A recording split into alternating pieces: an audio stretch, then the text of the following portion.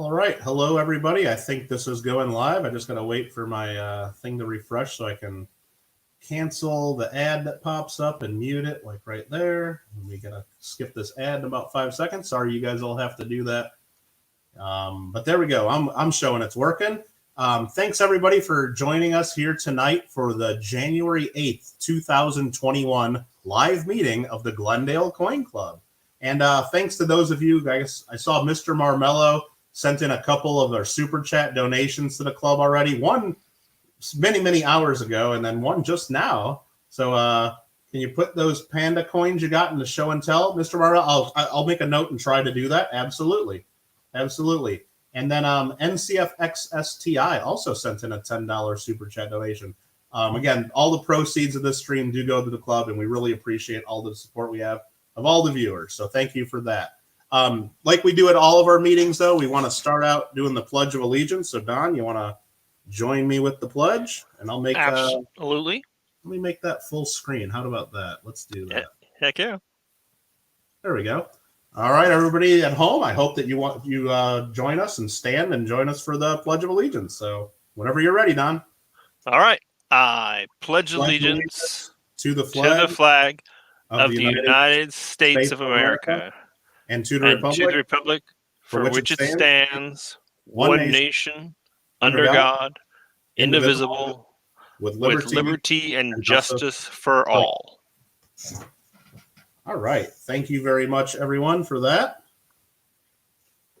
All right. For those of you not familiar with the Glendale Coin Club, I mean, where have you been? We've been doing this 10 meetings now. This is our 10th meeting. You should be familiar with the Glendale Coin Club. But if you're new and you haven't watched any of the previous meetings, we are the Glendale Coin Club, Southern California. We were started in March 1959.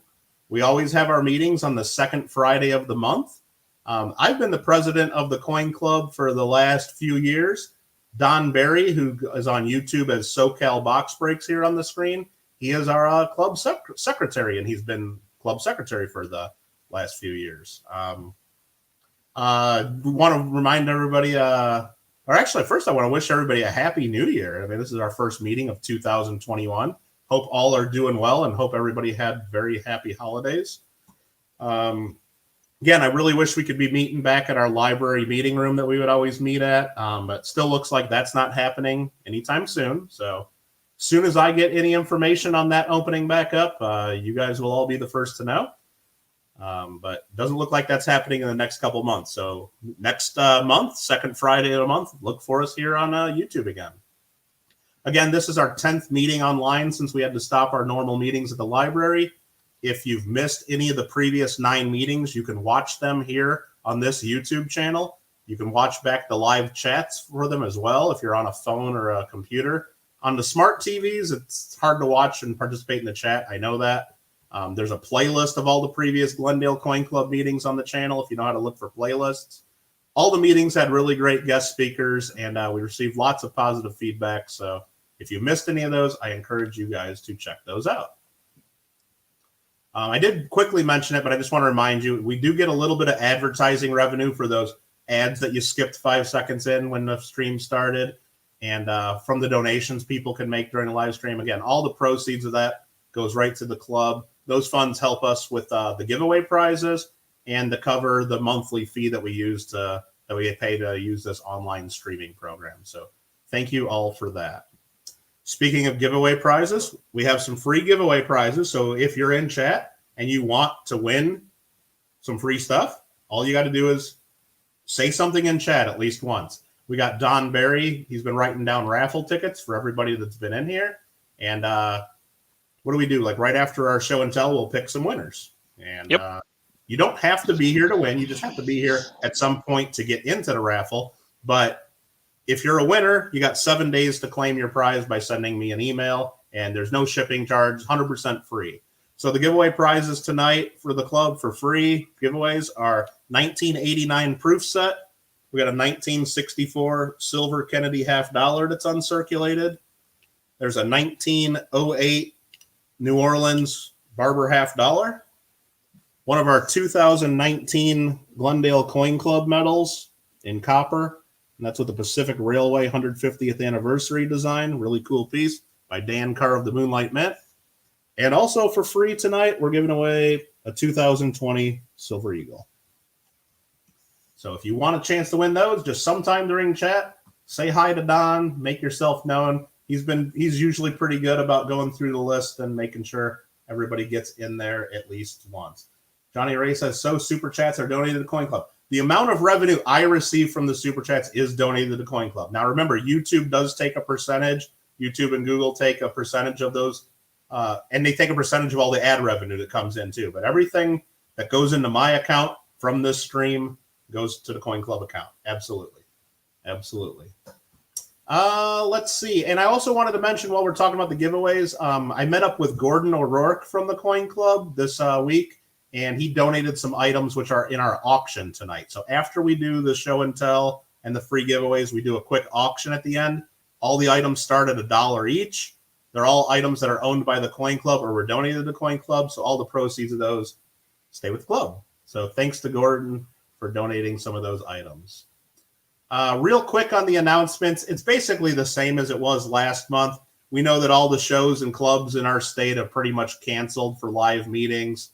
It's going to be that way for a little bit. I know Las Vegas has shows sometimes, and then they cancel them, and so we can stay, tuned and try to get information on those if you really need to go somewhere. But February Long Beach, they were scheduled for the 4th through the 6th of February. That's been canceled. Still not sure if they're going to be able to do the June show. Johnny Ray, the Highway Coin Collector, just donated $50 to the club. He goes, well, all right, then. Here you go, Coin Club. Johnny Ray, that's very generous of you. Awesome, dude. Thank you very much. The other club I wanted to mention is Verdugo Hills Coin Club. They have their show in Van Nuys scheduled for March 28th. But even that, just we're getting, we're already getting to be almost halfway through January. It's probably unlikely that, but by the time we get word that could even happen, that the club would be able to advertise it up. So that's probably not going to happen. I don't know, Don, if you've talked to anybody at the Masonic Lodge recently, but I mean, about 2 months ago, and as of then, it's absolutely nothing this year. So far, even in October, it's a no, unless things change. But they've been told absolutely nothing for 2021 unless they're told otherwise. Yeah, and that's at both of them. It looks like all three of our shows that we put on, you and I, so far are no-goes unless things change in California. Okay, so there we go. Yep. So we'll keep everybody posted on that. But remember, even though all the coin shows and meetings have been canceled, you can do fun stuff like this meeting online. Jim Phillips, who's in the chat here, put together a really good list of other online meetings on our Numismatic Association of Southern California website. The website is nasc.net. And right on the homepage there, right at the top, there's a link to online meetings. There's one coming up on Monday even. There's a couple more in January. He's got another 4 or 5 meetings on there. It has all the go-to meeting or Zoom or all the information if you want to go join. And if he has the information on the speaker, it's there as well. So there are other meetings during the month other than ours you can join in on. And I encourage you to take advantage of that if you're looking for more clubs to take part in. There's other clubs across the country as well holding meetings. If you know of any of those, and you participate in those, please share that information with Jim so he can get that information there as well for everybody to take advantage of. Other than that, I just want to always remind you guys all, you should join the American Numismatic Association. That's our national coin club, money.org. And I think all collectors should be supporting that. And as a member perk, they have a really great magazine, The Numismatist, that's worth the price of admission alone. The other big perk that I see a lot of collectors I know take advantage of is if you're a member of the ANA, you can submit coins to NGC for grading without paying for one of their memberships. So don't pay NGC for a membership when you can pay a cheaper rate to the ANA and get a cool magazine out of it and support your national coin club. Don, you have any other announcements or anything? I do not. Nope, just keeping up with chat here, trying to. I just saw you, Jack Gilbert. So just so everyone knows, up till Jack Gilbert, I'm getting everybody and Jack Gilbert. As a reminder, if you're in here watching and you've not yet chatted, or you're not sure Don has got you into our free giveaway raffle, all you got to do is say something in chat and he'll get you a ticket in the drawing. So with that said, I think it's time to get ready for our presentation. So I'm going to go ahead and add our guest speaker to the stream here, Mr. Ernie Nagy. How you doing, Ernie? Hello, glad to be here. Ernie is going to be speaking tonight on the Satire of Hard Times tokens. Going to do an overview of some various categories of tokens, I guess focusing on the satirical legends and their historical context. Yes. And Ernie's from Michigan, past president of Huron Valley Numismatic Society, Michigan Token and Metal Society, and the National Token and Metal Society as well, too. And written several award-winning numismatic articles, and we're very, very lucky to have Ernie present to our club. Before Ernie gets into it, I really want to thank Walt Osterbecke. I think I saw him in the chat, Don, and I want to thank him for helping to arrange this program for us, and of course, thank Ernie in advance for presenting to us. So, Ernie, with that, the floor is yours. Thank you. In 1806, 30 years or so before the tokens I'm going to talk about were struck, Andrew Jackson was a Tennessee lawyer and horse breeder. He owned a stallion named Truxton, who was slated to race Plowboy for $2,000. When Plowboy came up lame before the race, Jackson was to receive a forfeit fee of $800.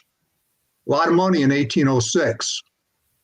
The payment was to be made with currency from an agreed-to list due to the circulation of notes from insolvent banks at the time. Plowboy's ownership team tried to pay Jackson with notes not on the agreed-to list.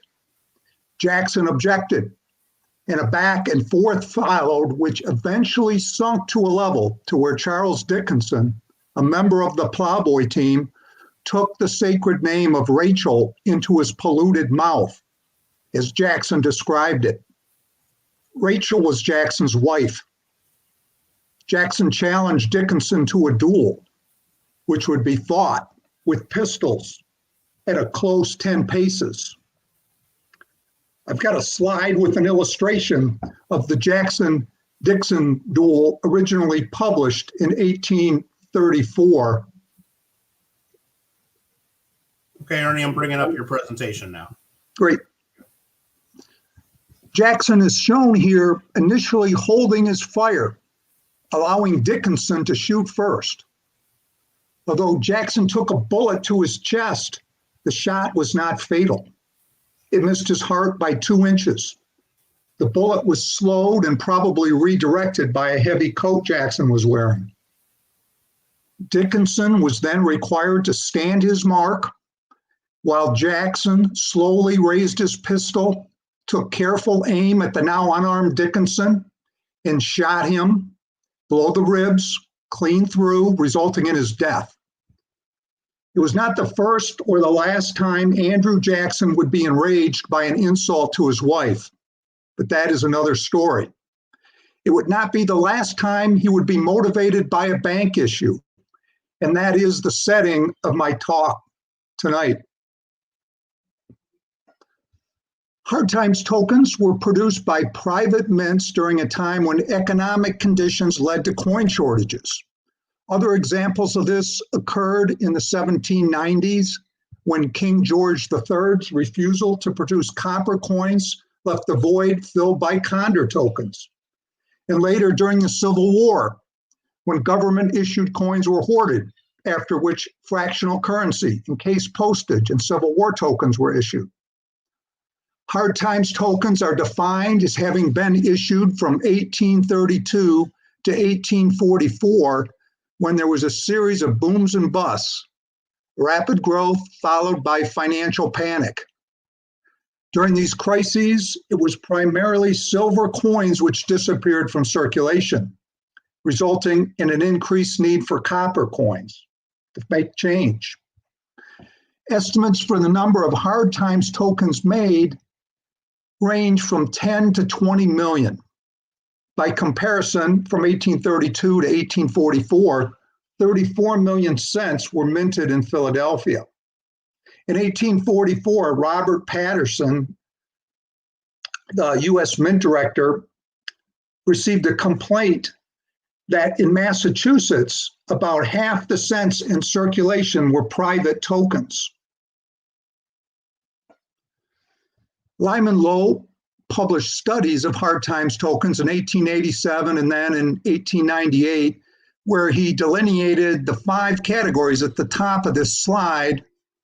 For this discussion, I'll simplify these 5 categories into 3. The first, store cards, were coin substitutes as well as merchant promotional pieces. They are very collectible, but outside the scope of this talk. Another type of hard times token are those issued to support a political candidate or cause. These are also interesting, but they're not satirical. Tonight, I'll explore the third category, tokens which mocked and taunted Andrew Jackson and his allies. During the election of 1832, Whig Party founder Henry Clay sought to unseat Andrew Jackson, the Democratic Party incumbent. Is it me, or does Clay look a little bit like a Dr. Seuss character? In mid-1832, prior to the election, Clay, then a senator from Kentucky, attempted to out-euchre Jackson by legislating the early recharter of the Bank of the United States, the bank in which federal tariff and custom receipts were deposited and from which business loans were made. Clay expected that Jackson, a known opponent of the bank, would veto the early recharter, and the backlash would result in Clay winning the election. On July 10, 1832, Jackson did veto the early recharter, but Clay underestimated Jackson's ability to generate populist sentiment against the bank. Banks made for easy targets to anyone who had ever experienced economic hard times, the inability to repay a loan, or to a bank defaulting on its currency. Jackson's veto was accompanied by a statement which said, when the laws undertake to grant artificial distinctions, titles, gratuities, and exclusive privileges, to make the rich richer and the potent more powerful, the humble members of society, the farmers, mechanics, and laborers, who have neither the time nor the means of securing like favors to themselves, have a right to complain of the injustice of their government. In the same veto message, Jackson wrote, each public officer who takes an oath to support the Constitution swears that he will support it as he understands it. It was the words, the Constitution as I understand it, that Jackson's adversaries struck on tokens and distributed to condemn the veto. Another event marked on this same token occurred on June 27, 1833, when Harvard gave Jackson an honorary doctorate of law, known by the 3 letters LLD engraved on the donkey here. John Quincy Adams was appalled that his alma mater would honor, in his words, a barbarian who could not write a sentence of grammar and hardly spell his own name. So in 1833, if you received one of these in change at a local tavern, you would understand it to say that Harvard made a lawyer out of the jackass who vetoed the charter of the Bank of the United States. Despite these tokens, Jackson defeated Henry Clay, the Whig Party, and the banks, and secured his second term. Jackson then dealt his next blow to the bank. Although his veto defeated the bank's early recharter, the bank's original charter would be in effect through 1836. Now in 1833, Jackson ordered that tariff and custom receipts be deposited not into the Bank of the United States, but into selected state banks friendly to his administration and derisively called pet banks. The backstory on the legend, I Take the Responsibility, begins back in 1831 during Jackson's first term, when his entire cabinet was replaced over the Eaton affair. It seems that the wives of Jackson's cabinet officers refused to associate with Margaret Eaton, wife of John Eaton, Jackson's first term Secretary of War. accusing her of promiscuity. On April 20, 1831, because of the Eaton affair backbiting, Jackson dismissed his entire cabinet. After Margaret Eaton left Washington, Henry Clay was heard at a party laughing under his breath, "Age does not wither, nor time stale her seemingly infinite virginity." Later in Jackson's second term, former Michigan Territorial Governor Lewis Cass, now Secretary of War, he was John Eaton's replacement, threatened to resign over the bank controversy. Jackson could not afford his resignation given the history of turnover in his cabinet. Cass was convinced to stay, provided Jackson issue a public letter stating that he, Andrew Jackson, took responsibility for the transfer of federal funds to the state banks. The letter was published on September 23, 1833 in the Washington Globe. Jackson's political enemies then issued tokens struck with the banter, "I take the responsibility." Not many, even those who collect and read about and have written about this token, know that it was an agreement between Lewis Cass and Jackson which led to this statement and the tokens which satirized it. This is a low 51. It's a copper token struck from the same die as the brass low 52 pictured on the previous slides. TAM's charter member Robert Lindesmith published research in the June 1967 TAM's journal making the case that this was the first political hard times token issue. Lindesmith included as evidence the letter H below the safe. Point at it or circle it with my cursor here if you can see it. The H was engraver Holtzman's mark. Shortly after coinage laws were enforced, and engravers would omit their signature on private tokens, especially those containing this type of political message. This example is the earliest of 3 catalog die states, is indicated in the horizontal lines in all 9 spaces at the end of the safe. Those with lines in 4 and smooth spaces in 5 are mid die states, and if all 9 spaces are smooth, it is a late die state. All known examples of the low 52 brass tokens are early die state, numismatic evidence that they are early strikes of the first satirical hard times tokens. In 1834, Nicholas Biddle, president of the Bank of the United States, challenged Jackson in a correspondence when he wrote, "This worthy president thinks that because he has scalped Indians and imprisoned judges, he is to have his way with the bank. He is mistaken." Jackson also made graphic threats. In a conversation relayed in Martin Van Buren's autobiography, he said, "The bank, Mr. Van Buren, is trying to kill me, but I will kill it."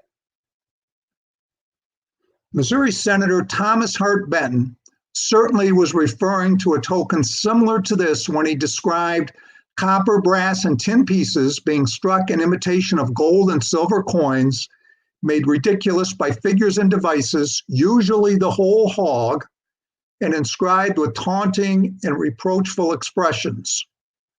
Immense sums were expended in these derisive manufacturers, universally distributed and intended to act on the thoughtless and ignorant through appeals to their eyes and passions. Lyman Lowe writes that the expression parish credit, parish commerce was a counterfoil to Low 6, a Whig token from the 1834 New York gubernatorial election campaign. This seems obvious enough. Low 6, pictured on the left, includes the legend, "Flourish commerce, flourish industry." Maybe there's also a relationship to Low 1, an Andrew Jackson 1832 presidential election medley, with the legend, "The bank must perish, the union must and shall be preserved." Whatever the case, numismatic publications do not further discuss the expression parish credit, parish commerce. I discovered this exact expression in Arthur Schlesinger's The Age of Jackson, citing an January 17, 1834, congressional speech by Samuel Beardsley of New York, defending Jackson's removal of the funds from the Bank of the United States. He said, "Let us meet this potent enemy." Enemy was the bank. "Let justice be done, though the heavens should fall. If the existence of the local institutions depend on this bank, I for one say, perish credit, perish commerce." Now, it is conceivable that Beardsley was quoting the token, which would indicate a pre-January 17, 1834 issue date.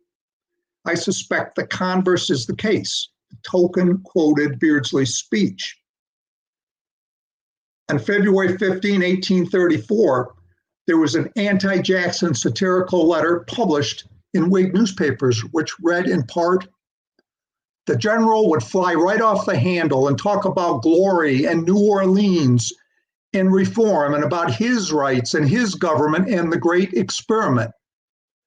The cadence of this letter is similar to the expressions, "my experiment, my currency, my glory, my victory," engraved on low 8, where the soundbite, "perish credit, perish commerce," was exploited by Jackson's opponents for maximum effect.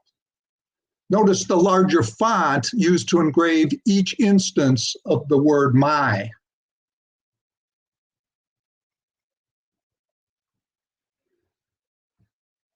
On March 28, 1834, after Jackson's transfer of funds from the Bank of the United States, Henry Clay successfully sponsored a Senate censure of Jackson for, in the words of the censure, assuming upon himself authority and power not conferred by the Constitution and laws. Jackson submitted a formal reply to the censure using high-handed rhetoric stating, "It is not in a splendid government supported by powerful monopolies and aristocratic establishments that the people will find happiness nor their liberties protection, but in a plain system void of pomp, protecting all." The Whigs thought his phrase, "plain system void of pomp," was absurd and issued tokens picturing Jackson wearing what I'm going to describe as a tight-fitting suit. I think that's fair. Awkwardly holding a sword in one hand and swinging a bag of money in the other, surrounded by the void of pomp quote. A few of these tokens depict a mule. Today, the donkey, mule, jackass, whatever, is the symbol of the Democratic Party, as is the elephant the symbol of the Republican Party. Sometimes those symbols are attributed to Thomas Nast, a cartoonist from the second half of the 19th century. Hard Times tokens are evidence that the donkey emblem predates Nast's cartoons. This particular version has been referred to by Lyman Lowe and others as the balky mule. The die sinker Holtzman was likely poking fun at an 1837 letter from hard currency advocate Thomas Hart Benton, praising Jackson's bank policy for having, as he wrote, balked the paper money system. No numismatic writings have previously referenced Benton's contemporary context of this double entendre. Many Hard Times tokens were issued with the motto "E pluribus unum." This would appear at its face to be an imitation of official government coins. Some minted before and many after contain this motto. However, the 1-cent pieces of this era did not contain "E pluribus unum" and would not, of course, until 1909. The best satire involves subtle references to insider information. Over the decades, if the inside information is forgotten, the satire is lost. The context of this humor is that Jackson's honorary doctorate from Harvard was conferred in a ceremony conducted in Latin. The inside joke is that Jackson, without a formal education, did not know Latin. The story was relayed in biographies of Jackson written in 1883 and 1906. In addition to collecting tokens, I collect references for their legends and mottos. I've searched the catalogs written by Lyman Lowe, Russell Rulau, David Bowers, and Dr. Robert Schumann to understand and organize all available information. The finds in my reference collection I get the biggest kick out of are those from historical sources not covered in the familiar numismatic catalogs. When Dr. Schumann's book was published in 2010, he mentioned that his best source of historical background was an Alfred Reed article from the April 1938 Coin Collector's Journal. I obtained a copy where Reed explained that the inclusion of the motto E pluribus unum on hard times tokens was sourced in a series of anti-Jackson letters written in the 1830s under the alias of a Major Jack Downing. One of these letters report that following Harvard's conferring of Jackson's honorary doctorate, the general was about to sit down when someone called out to him, "You must give him a little Latin, doctor." And Jackson replied, "Quick as lightning, E pluribus unum, my friends." I was then able to acquire this book, published in 1834, containing reprints of 40 anti-Jackson satirical letters written under the pseudonym of Major Jack Downing. They contain political trash talk, including several of the same expressions which also appeared on hard times tokens. Finding this book was for my reference collection like finding a 1914D in pocket change. Well, maybe not that good, but you know what I mean. During the presidency of Andrew Jackson, the motto E pluribus unum was removed from U.S. coins. It would be admittedly a stretch to connect this exclusion to the satire directed toward Jackson. However, a letter I recently discovered, which was published during October 1837, is intriguing. The letter regrets the exclusion of E pluribus unum from the devices on our American coins, stating, "This felonious assault was perpetrated in the reign of Andrew Jackson and has been approved by the man who treads in his footsteps." The author of this letter was the same Major Downing. During his second term in office, Andrew Jackson eliminated the national debt for the first time since the Revolutionary War, or it'd also be the last time the country was without debt. However, Jackson's movement of funds from the Bank of the United States to state banks had unintended consequences. There were initially 7 state deposit banks, but the number quickly grew to more than 90. Worse, before Nicholas Biddle's bank was cut down to size by Jackson, they had served as the control over the level of credit issued by local banks because they would regularly demand that state banks redeem their notes for gold and silver specie. Now, with no effective central bank, local banks issued currency in far greater quantities than the coins in their vaults. Jackson's fix was to transition the economy from credit currency to gold and silver. On August 15, 1836, the Jackson administration issued the Specie Circular, requiring that federal land be purchased with gold or silver. This was expected to tamp down the wild printing of credit currency by local banks. Andrew Jackson was the last president to arrive in Washington by horse. He was the first to leave by train. In November 1836, Martin Van Buren, Jackson's hand-picked successor, defeated 3 Whig candidates to become the 8th president of the United States. Unfortunately, his presidency began just as the Panic of 37 was to hit the country. As a result of the Specie Circular, gold and silver coins were concentrated in the Western banks where federal land sales were transacted, draining specie from New York and Eastern banks. The situation was made worse by crop failures and financial distress in Europe. which decreased their demand for cotton and caused credit defaults by Southern plantation owners. In the developing trade-based economy, textile mills in the Northeast then closed. And you can imagine the domino effect. On May 10th, 1837, a date marked on this token, New York banks suspended redemption of all notes for specie. Banks across the country did the same. The financial panic of 1837 was described in the Congressional Globe. With no credit available, no business can be started. Bankruptcies are recorded in huge numbers. Massive unemployment exists. Almshouses turn away hundreds of deserving families. Ships list idly in their berths. Breadwinners have become beggars. Many die of starvation. Van Buren would now be the target of the friends of the bank. His inaugural address began by stating, "I tread in the footsteps of illustrious men, those by whom our national independence was first declared." The Whigs thought this was amusing and published political cartoons illustrating Van Buren's quote alongside humorous caricatures.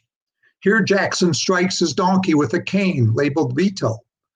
The cartoon contains references to specie payment suspensions, bankruptcies, and Martin Van Buren, hat in hand, carefully stepping in the donkey's footprints.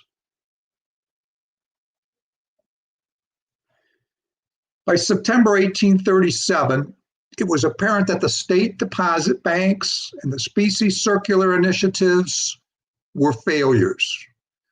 Van Buren then proposed transferring federal receipts to what he called an independent subtreasury. This treasury was to be independent from all private banking interests, including the state deposit banks. The subtreasury was labeled yet another experiment by the friends of the now decimated Second Bank of the United States, who issued tokens like this one, including the expressions subtreasury in the cash box being transported by the turtle, executive experiment, and the illustrious predecessor Van Buren inaugural quote. I started collecting Hard Times tokens when a group of 5 were listed under the large cent category of eBay. They looked interesting and the price was reasonable, so I bought them. One contained the legend Bentonian currency. I was curious as to what this meant and did some research and learned that from the start of the bank war, Thomas Hart Benton, senator from Missouri, was an ally of Jackson. It was Benton who supported Jackson in the opposition to the recharter of the bank. It was Thomas Hart Benton who actually wrote the Specie Circular Act. On 4 separate occasions, Benton introduced Senate resolutions to remove the censure of Jackson until he finally succeeded in 1837 in passing a resolution that the Secretary of the Senate carry the journal into the chamber and draw careful lines around its text and write expunged by order of the Senate. What I learned that was particularly interesting about Benton and Jackson is that years prior to their alliance in Washington, Jackson and Benton had a notorious street brawl. I started this talk with an account of one duel, and I'll conclude it with an episode involving another. In 1813, there was a quarrel between 2 of Jackson's soldiers, which, after a series of events, resulted in a duel between Jesse Benton, Thomas Hart Benton's younger brother, and a Jackson protege, William Carroll. Jackson oversaw the duel, which ended with Jesse Benton being shot in the buttocks, a lot of pain, and, as you might imagine, embarrassment. Jesse Benton's older brother, Thomas, was outraged by the humiliation to his kid brother. He wrote a letter to Jackson accusing him of conducting the duel in a savage, unequal, unfair, and base manner. In September 1813, there was an encounter between the Bentons and Jackson, during which Thomas Benton was clubbed down a hotel staircase and Jackson was shot in the arm. As heated as this rift between Jackson and Benton was in 1813, They later found a way to overcome their differences and work together against the bank. It was this alliance against the bank which caused Benton to be the subject of ridicule and tokens, without which he would have been all but forgotten today. That's the end of my slides. And with that, I'd be happy to answer any questions that anyone might have. That was great, Ernie. I really appreciate that presentation. I know I'm going to have to go back and rewatch some of it. There's just so much information there, and really great. I didn't see any questions yet. If you guys have questions, make sure you guys ask them. I did see a really good comment by Edward Van Orden. I don't know if you can see that. He says that he thinks if more students saw coins and currency presented during their history lessons, that more would become interested in that history and maybe even become collectors. And I think that's, pretty accurate there.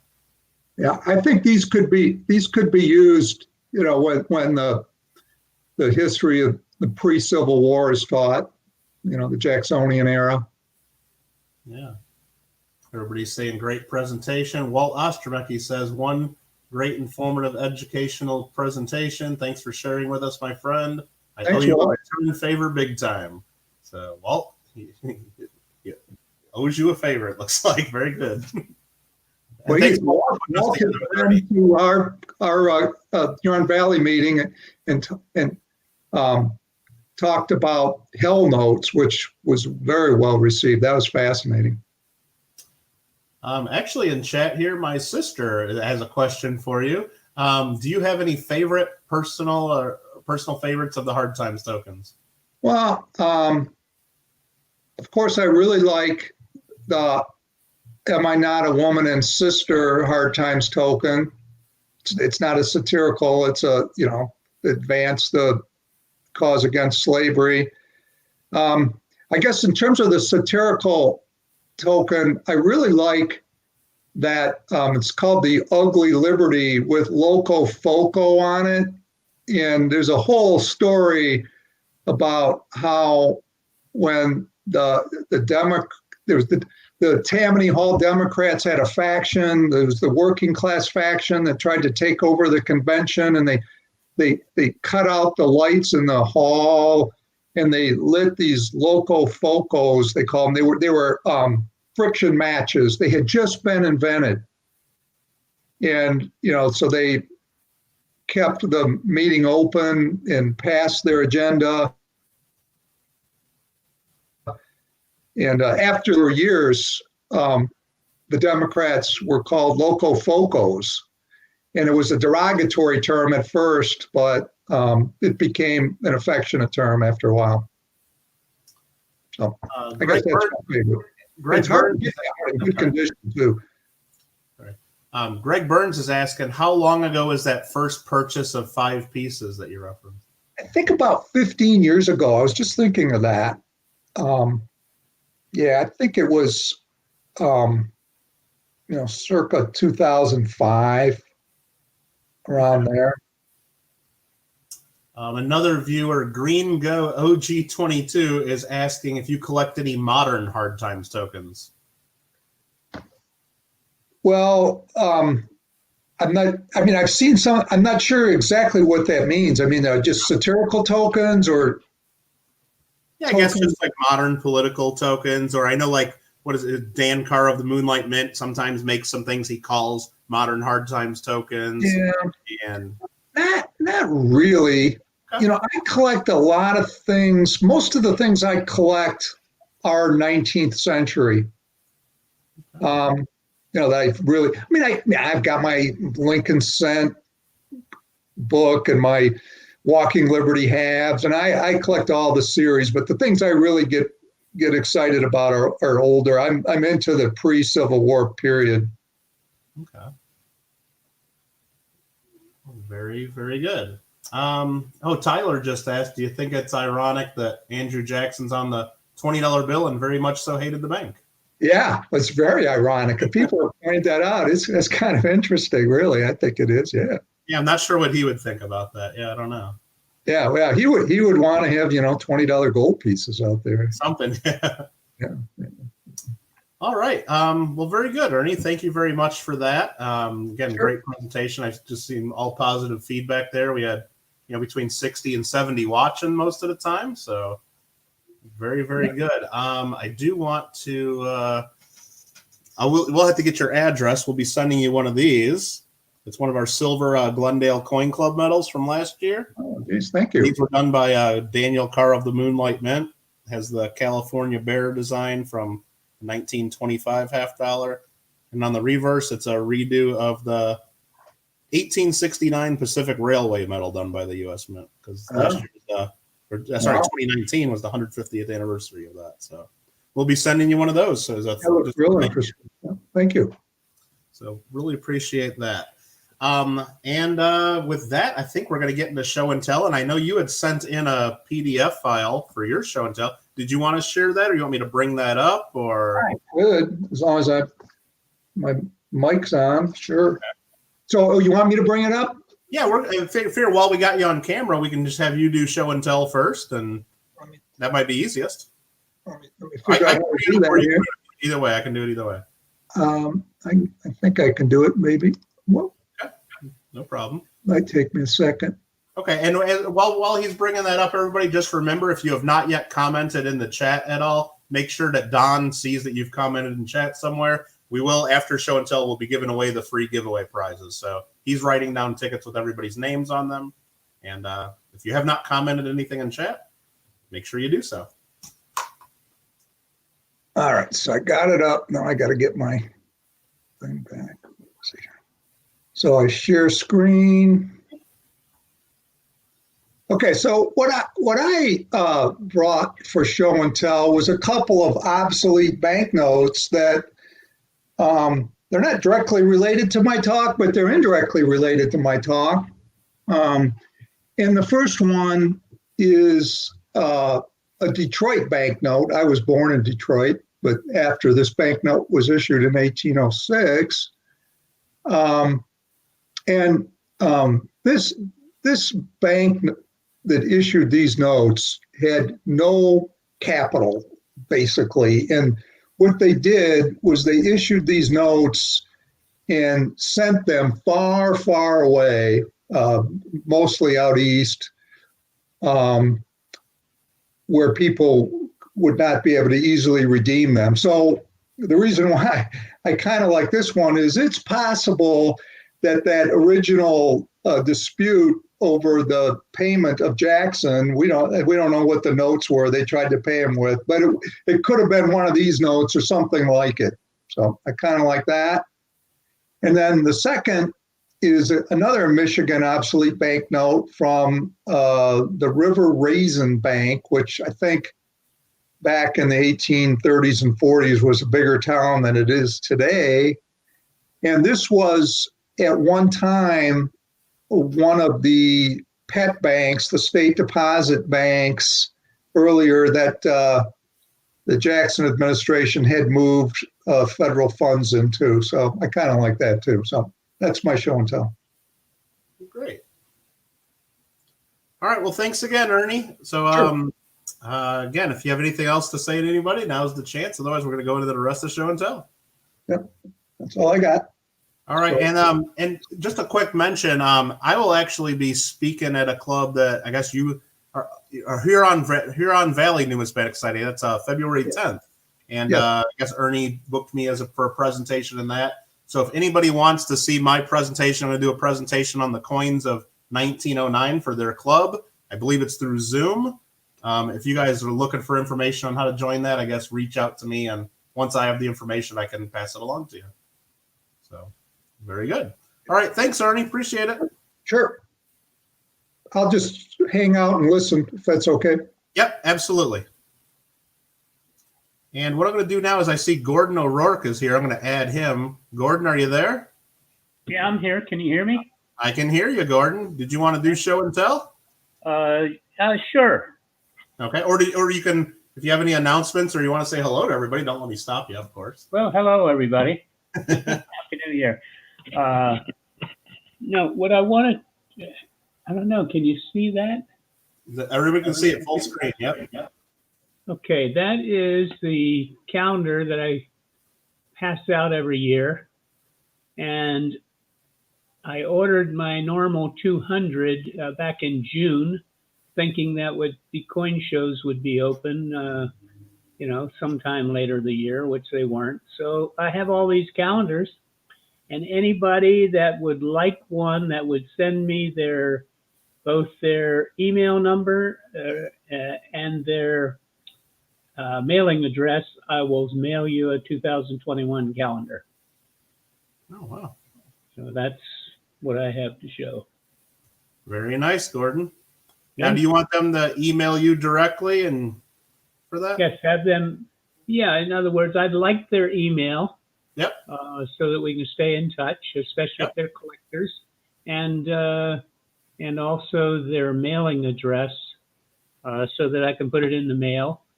And just so they know, I mean, obviously I get a decent discount because I buy 200 of these, but if you were to order one of these singly from the distributor, they're $15 a piece. And it cost me about $3.50 to mail one. So you are getting some value for in exchange for your address and email. Okay. So do you mind if I put your email address into the chat for people to have? Yeah, put it in there. Okay. And I promise not to sell it to anybody. And I'll just make sure I got it right. It's Gordon at city-coin.com, correct? Correct. All right. So that there is Gordon's email address. If you want one of those Freedom Calendar for this year, send them your info and get in touch. And it's great if you have kids, because there's a lot of information here about the Declaration of Independence and the Constitution and a lot of other miscellaneous information. You find it very interesting. Very good. Okay. Mm-hmm. Thank you, Gordon. That's awesome. Don Kagan just asked a question, why we don't show videos of everyone on the screen, like virtual fun. Yeah, I know a lot of clubs, when they meet with Zoom and other things like that, they do that, and you see everybody, and that is fun. Here on YouTube, we're just not able to do that. We use a program called StreamYard to stream through YouTube, where we can have a few people up at a time, but we have 83 people watching right now. They just wouldn't let us do that, and also, since YouTube is open to the public and there's people from all over the world watching, we would be responsible for everything and anything shown on the screen. So I'm not sure we would want everyone to be able to. Zoom is not broadcast all over the place, so it's a little bit different how that works. And yeah, I hope that answers your question. All right, we're going to go into the rest of show and tell, and thank you, Gordon, for that. Hope some people take advantage of getting that calendar from him. Garrett has a quick question. If you buy something in the auctions, there's shipping. If I already owe you something for shipping, Garrett, absolutely not. All right, so coming up next, it's going to take me just a second. I got to bring it up and share my screen, so please bear with me just a second. We got a few things sent in for show and tell here. And let me share my own screen. And let's do that. Let's make that full screen. And now I gotta figure out who sent this in and what they said about it. I know who this is. This is from Steve Sussman, who sent this in. And Steve says that this is a nice looking XF Details 1787 Massachusetts half cent. Estimated mintage between 61 and 79,000 during the Confederation era. The usual method for initiating a state license mint was for the legislature to simply authorize or sell a minting franchise to a private group. Massachusetts, however, made this a government operation, partnering with a private group rather than a private enterprise. There was more attention to detail than at private mints in Vermont, Connecticut, and New Jersey. Massachusetts was the only mint to conform to the federal resolution of July 6, 1785, establishing a decimal ratio of 100 cents to the Spanish milled dollar. Massachusetts coppers were designated in decimal units of 1/2 cent and 1 cent at weights of 78.75 grains and 157.5 grains, respectively. The dies for the Massachusetts coins were first produced by Joseph Callender, an engraver located on State Street in Boston, who had apprenticed at Paul Revere's shop. And that's the obverse part, and we'll go to the reverse. And am I able to zoom in here? Let's zoom in on this because he has more here, but you want to zoom in and see this. He says the main thing of interest to him was regarding what caused the damage on the reverse. His guess was that around 1787, someone who owned this coin had placed it on a table. They heated up some bread with toaster tongs having a fine point. Then they placed the tongs on the wooden table on which the coin had been placed. Maybe they were drinking a tankard of ale and were not thinking that clearly. The tongs then placed a precise burn mark on the copper that remains there to this day. Close up of the reverse, the coin reveals the shape of the object. He has been told that there could have been any number of explanations. It was not uncommon to place marks, graffiti, or otherwise alter a coin. However, his explanation makes the most sense to him. And then he asked the others at the meeting to locate a picture of the toaster tongs. I guess make your own opinion there. So thanks for that, Steve, and a very interesting theory as to what might have happened there. And thanks, David. I see all you sent in that donation. Very generous, and I'm glad to keep the meetings going the best we can do so. Again, I wish we could do it other ways, but glad we can keep everybody getting together at least some way here.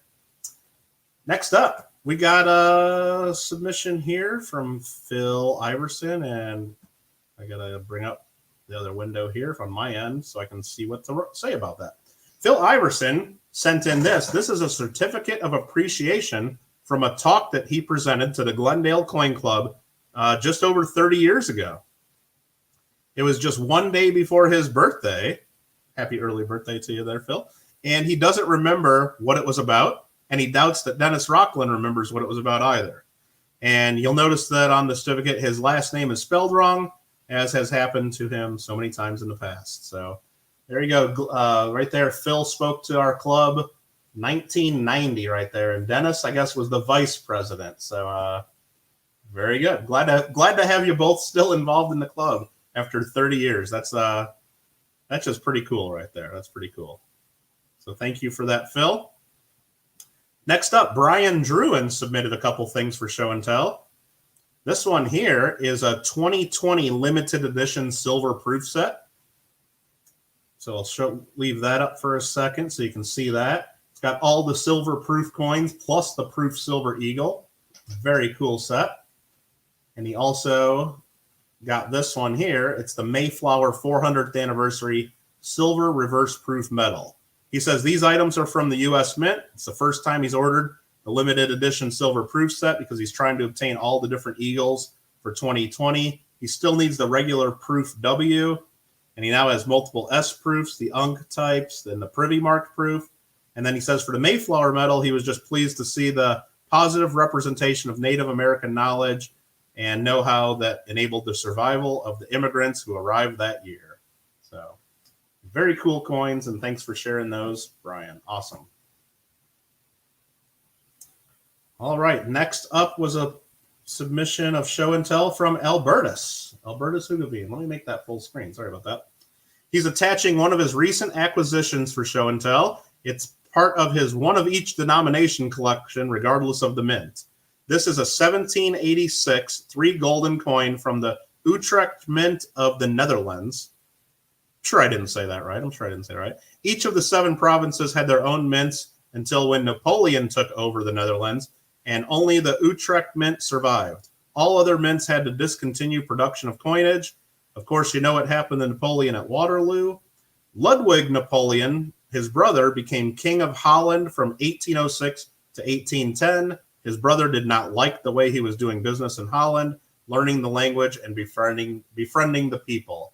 So there is the obverse of the coin, and there is the reverse. 1786 3 golden coin from the Netherlands. And thank you, Albertus, for sending that in for us to take a look at.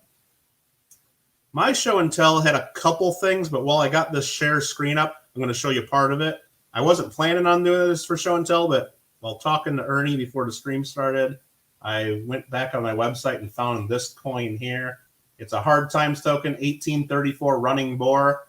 I had bought this coin back in 2016 and sold it on my website and remembered that I had it. So I figured it was a cool, nice example. So I thought maybe some of you would like to see it. So There it was. That was graded MS66 red brown. And really don't know much about hard time tokens still. I didn't know about it when I bought this. I just know when I went to lot viewing, was flipping through coins, I saw this one. I knew it was a nice, attractive, high-end example, and I went for it. And it sold pretty quick, so I guess I did okay. So and there's the reverse there. And he did show this on his presentation, and there's my example of that. So next up for show and tell, I gotta stop the share screen for just a minute. Let's do that. If I can figure out how to do that. Sorry about that. Let me remove that and go back to this.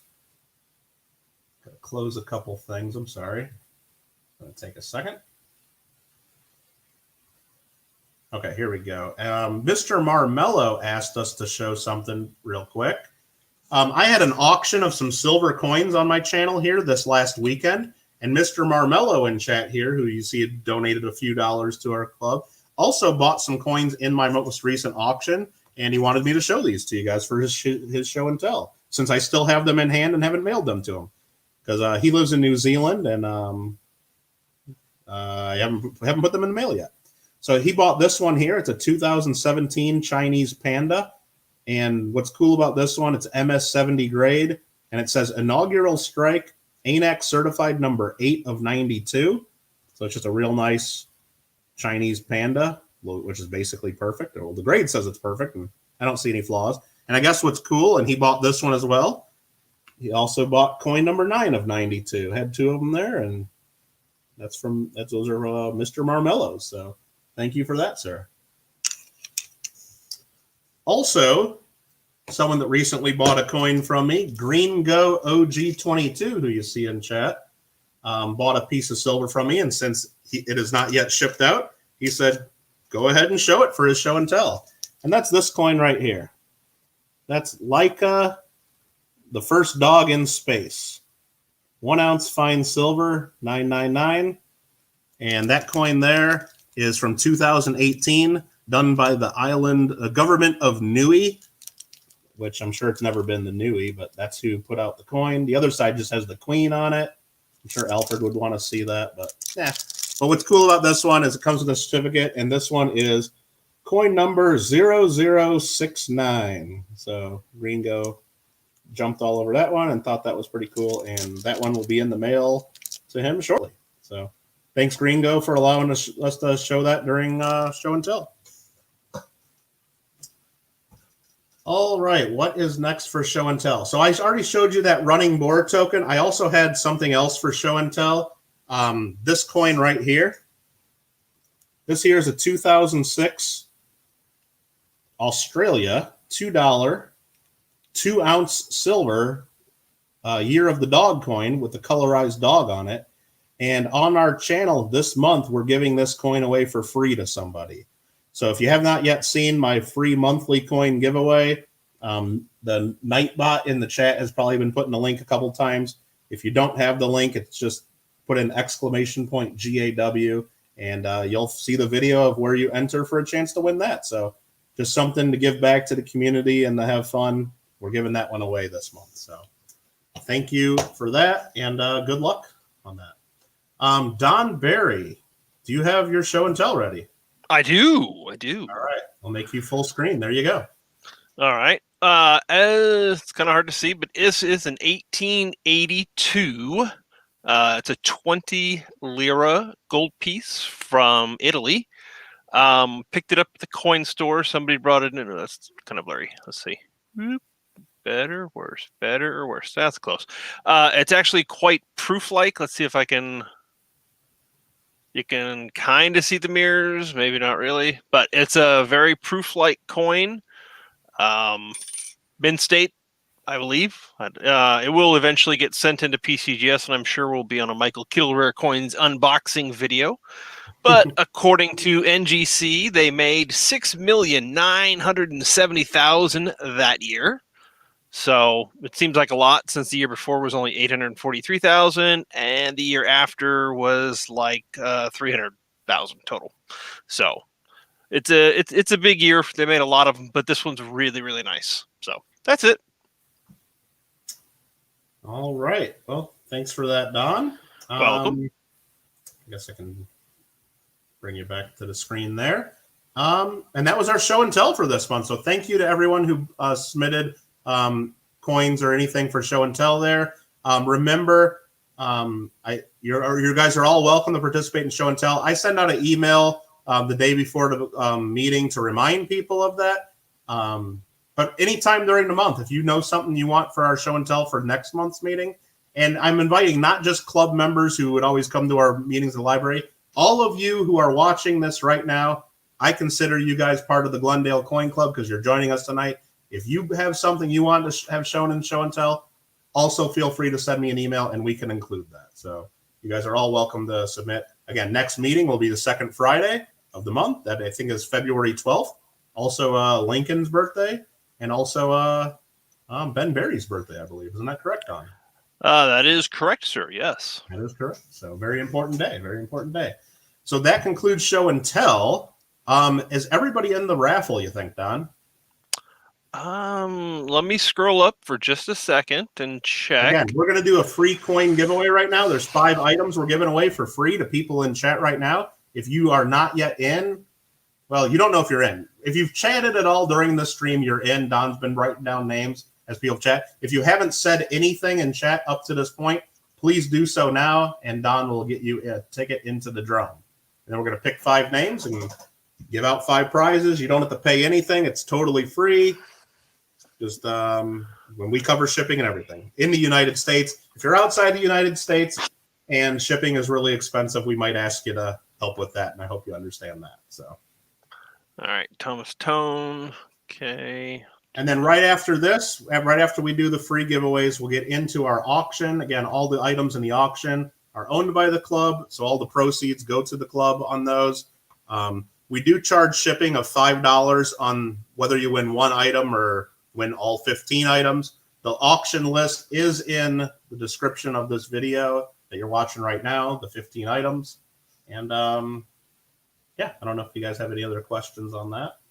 I guess while Don's writing some names, I did mention the giveaway that I'm doing on my channel for that colorized dog coin. Some of you guys know that I also have a video game channel. I'm giving this away on the video game channel. It's an $18.99 New Orleans Morgan dollar. People have until January 15th to enter for a free chance to win that. I chose this coin because I've been playing the game Red Dead Redemption 2. The character in that game is named Arthur Morgan, and the game is set in 1899. So why not use a 1899 Morgan dollar, right? So I just put the information on that in the chat. You guys are all welcome to join in on that for a chance to win that coin. What do you think, Don? You got everybody? I think I'm good, yeah. All right. So whenever you're ready, you can draw the first name, and the first name Don picks will win this 1989 proof set. All right. Are we ready? I'm ready. All right. Here is number 1. Caveman 911. Caveman 911, congrats. Do I know what the topic is for the meeting next month, Jim? I have an idea, but I don't think it's been 100% confirmed yet, so I don't think I can share that just yet.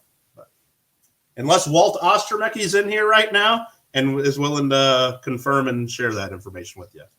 So, all right, next up, the 1964 uncirculated silver Kennedy half dollar. So who's winning this one? 1 second. Hold on. All right, here you go. Rafi Alaman. Rafe. Oh, Rafe. Alaman. That's what I say. I might be right. I don't know. Wrong. Could be Rafi, Rafe. Yeah. Rafe, Don't know. congratulations. Thanks for being here. This coin has your name on it. After that is a 1908 New Orleans Barber half dollar in a really scratched up capsule, which I guess I'll keep it in there for now. But when you get it, you might want to take out of the scratched up old capsule. But You can always send like a nice flip with it. yeah, well, I figure this will protect it during shipping more anyway. Yeah, that's a good point. So who won the Barber half? All right, here you go. This is who won it. Oh no. You get to figure out how that works. She's in chat. My dad's in chat. I've never drawn All my right. dad yet. Hey, look, but she's here in chat. that's Amanda, my sister, congratulations. You just won yourself a Barber $50. So I'm sure that'll be her very first Barber coin of any type. I'm sure it will be. But congratulations. I need. We're gonna need to see a box opening video from Amanda But now to make sure that you actually send it. Oh no, I'll absolutely send it. I already got to send her a bunch of stuff. But yeah, that's pretty funny. I forgot what I was going to say there, but yeah, that's pretty crazy. Congratulations, Amanda. All right, what's next? Up is for our 2019 Glendale Coin Club medal in copper, done by Daniel Carr of the Moonlight Mint. Very cool piece. And that goes to Mr. Jack Gilbert. Jack Gilbert. Oh, what I was going to remember to say is, Amanda, I will not be automatically mailing you that coin. Remember, anyone who wins anything, whether it's a free giveaway tonight or wins auction items, must email me to claim your prize. Or if you win auction items, you need to email me so that I can send you an invoice. So, Amanda, if you want that coin, you will absolutely have to email me to claim it. If you don't do so within 7 days, the club keeps it and we'll give it away at a future date. So, same rules apply. Same rules apply. So, Jack Gilbert, congratulations. 7 days to claim that. So, there you go. And finally, does anybody want to win a 2020 American Silver Eagle? I know that a guy named John does, but I know that there Did John run? There is a guy named John in chat that won, but as far as I know, there are a few Johns. So I was just being mean and making them all wonder. So there is a John that won. Okay, it would be John Samarin or Samarin. Congratulations, John. There we go. Yeah. But remember, even though I have your address and have your information, John, you must claim your prize. The same rules do apply. The same rules do apply. I will not just mail it to you. You do need to claim your prizes. Again, that concludes the main part of our meeting, the presentation, free giveaways, all that. Now we're going to get into our auction. Again, we have 15 items available. They all start at $1 each. I think we just got to get into it. What do you think, Don? Sounds good.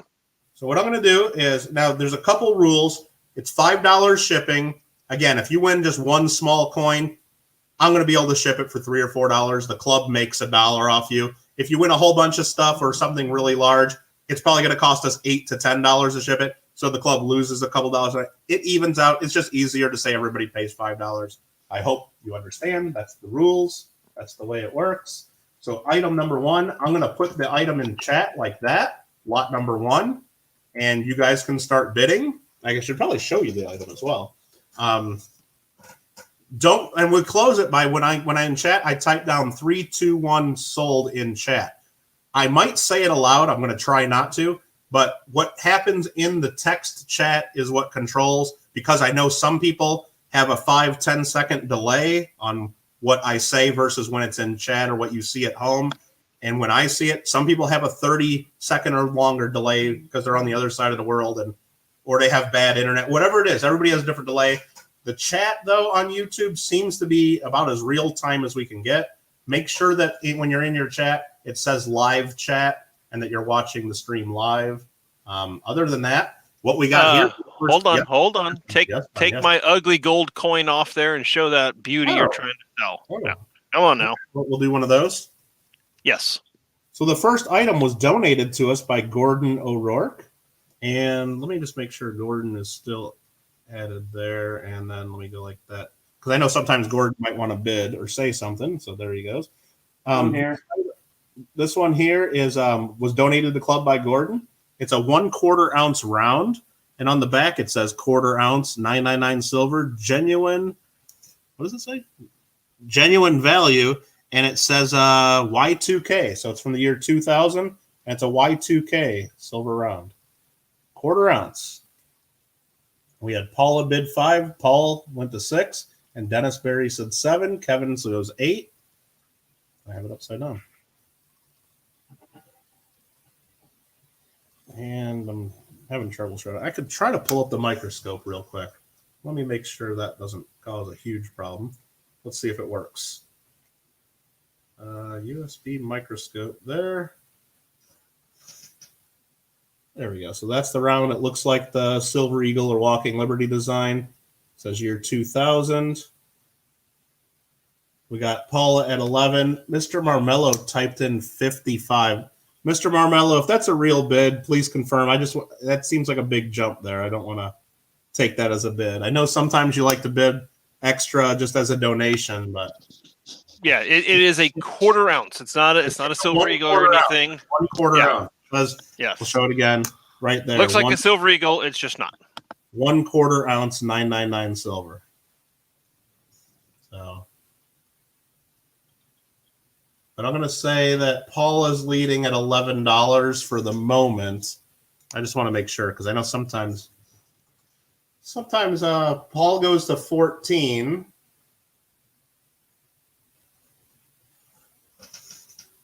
Paul at 14. Now remember, all proceeds due to go to the club on these because these are all owned by the club. This one was donated by Gordon. So thank you for that, Gordon. All right, we got Paul at $14. Marmello gave us a LOL, so I'm guessing maybe not a bid, so that's fine, Marmello. And we're going to go ahead and count down, and you'll see me do that in chat. So if you're trying to do a snipe bid, watch what's going on in the chat. Don't watch what's going on necessarily on the screen or my voice. I know that's kind of weird, but that's kind of the technology we're dealing with.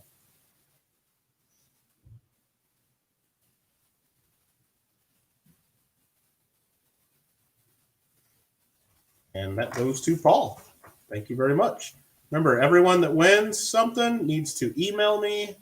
So I have your information. I will send an invoice by PayPal. If you don't want to pay by PayPal for some reason and you want to send a check right to the club, or you do Venmo or Google Pay or whatever else is out there, just say so in the email and then I won't send the invoice by PayPal. But PayPal is usually the easiest for most people. So that's why we do it that way. And that way I get your address and can print the label. You get the tracking. It just does pretty much all that. So Oregon saved the try. Yeah, that's true, Max Marlowe. That's very true. Next up is lot number 2. And this was also donated to the club from Mr. Gordon O'Rourke. And this here is a 1/2 ounce silver heart. And Valentine's Day is approaching, just so you know. So it's a 1/2 ounce silver heart with a rose. And the other side, there we go. It says on there, for someone special, 999 fine silver, 1/2 troy ounce. Very good. Dennis went to 8, Rafe 10, Paul at 20. So outbid NCF and Dennis before they even knew it. Randy's like, not a fan of Valentine's Day. Well, then it's still a chunk of silver, Randy. Still a chunk of silver. All right, we got Paula at $20. Very generous bid. Thank you very much, Paula. And we'll go ahead and count those down.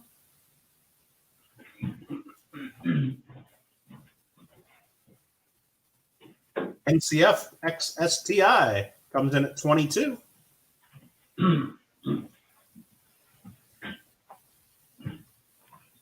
Real nice detail, and it's got like a proof-like look to it, too. It's definitely a pretty flashy piece. Paula said 23. NCF goes 25.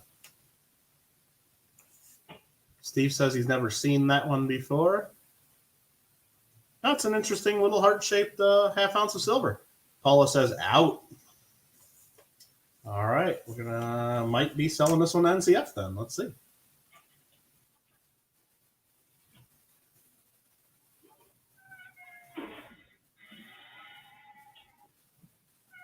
And that one is sold. Thank you, sir. And I'm gonna scroll up and just double check what happened on that last one. There we go. I just want to make sure I got the right number written down on my sheet. It is. Very good. Thank you for your bids, everyone. this one is lot number 3. This one was actually donated to the club from Mary Yahalom. It was originally purchased at one of our coin club meetings many, many years ago. Sold by Mr. John Duff, who's in chat, and bought by Mary Yahalom, and now back to the club. So this is an Ador Creamery Company, LA County, 1 quart pasteurized milk token. It says $12.50 on here, but let me tell you, I looked this thing up on eBay. There was one that was in horrible shape that recently sold, not just the asking price, sold for over $20. And it was in horrible shape. This is from Tarzana, California. And this thing's, compared to that one, miles different condition, miles better. And they come with holes in them. They're all like this. And this says 1 quart pasteurized milk. Well, at least all of them I've seen. I don't know if they put the hole in after you got your milk or something like that. Maybe they do exist without. But the ones I've seen have the holes in them. So there's that token. Don goes 11. Rafe goes 14. Don goes to 18. Pretty neat little piece. Don Berry at $18. Again, if you guys have questions on any items, or I can pull up the microscope if you need close looks at anything, just don't be shy. Feel free to ask. Phil goes to $20. Greg goes to 22. Phil Iverson at 25.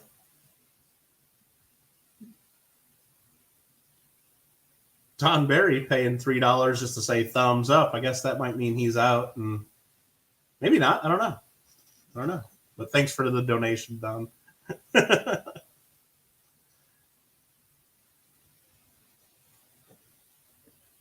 Marmello loves the rules. All right, thanks, Mr. Marmello.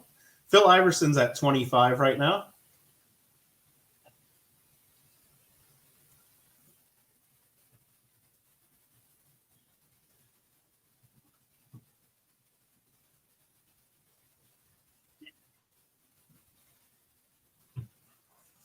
Cool token, says Duff. It is. Thank you, Phil. And that one is Phil's. Next up is another item donated by Gordon. This one's pretty cool. This one here is a Cult Peacemaker gold-plated NRA round. Sorry. And I put FG in the title because I'll show under a microscope. This was actually designed by Frank Gasparo, who's famous from the U.S. Mint.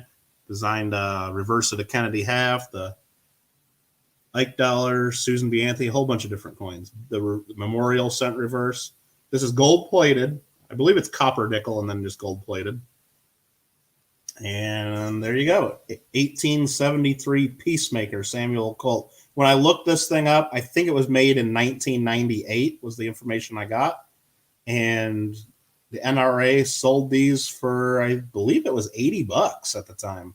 And it came in a little case, but that's what this is.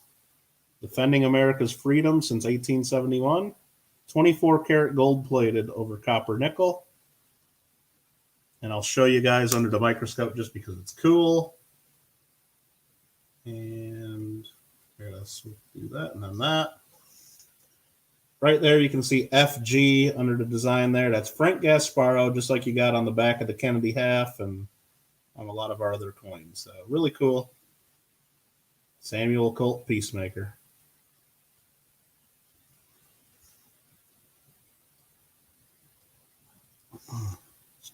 We got Rafe up to $10 on that piece. Don was up to 7. Rafe went to 10.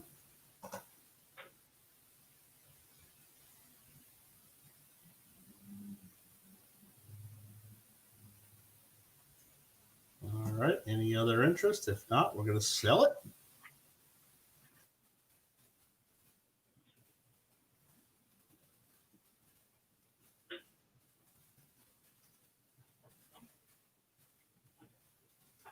And that sells to Rafe. Thank you very much. $10.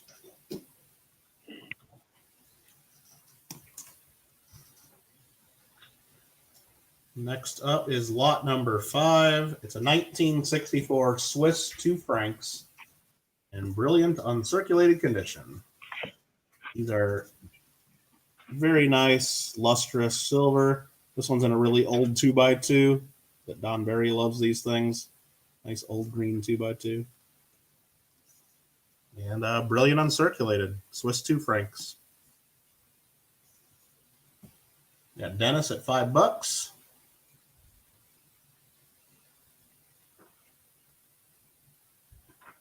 Rafe goes to 7.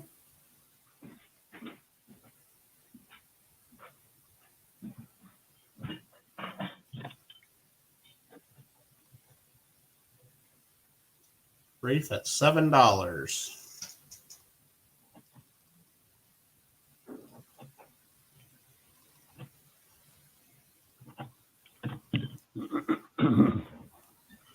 I don't think so, Gringo. I think that's the same ones that I was selling. I think so. Is the 2 coin set of Glendale Coin Club pieces on the screen going to be auctioned? No, this is just one of our Glendale Coin Club membership cards. That's what that is.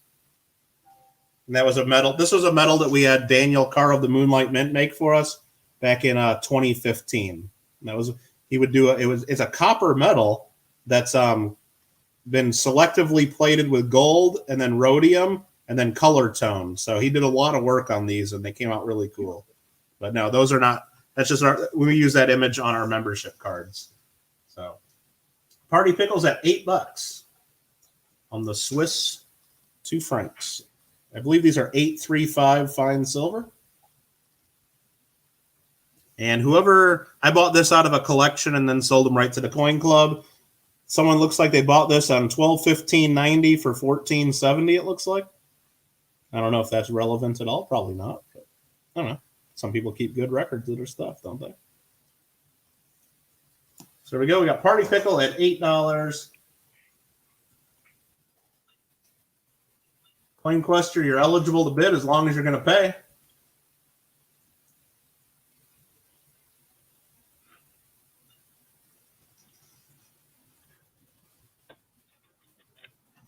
And I guess also as long as you're 18 or over, or if you got to have your parents' permission. If you're under 18 with your parents' permission, your parents are going to be the ones that need to email me to get your personal information and all that, because we're not allowed to take that if you're under 18. Those are the rules. So lot number 5 went to, let me just make sure I got that. Party Pickle, really? Okay. Congratulations, Party Pickle. I'm just teasing you. And that was a good purchase. Only $8 for that one. Very good. Next up is lot number, what are we on? Lot number 6? Okay.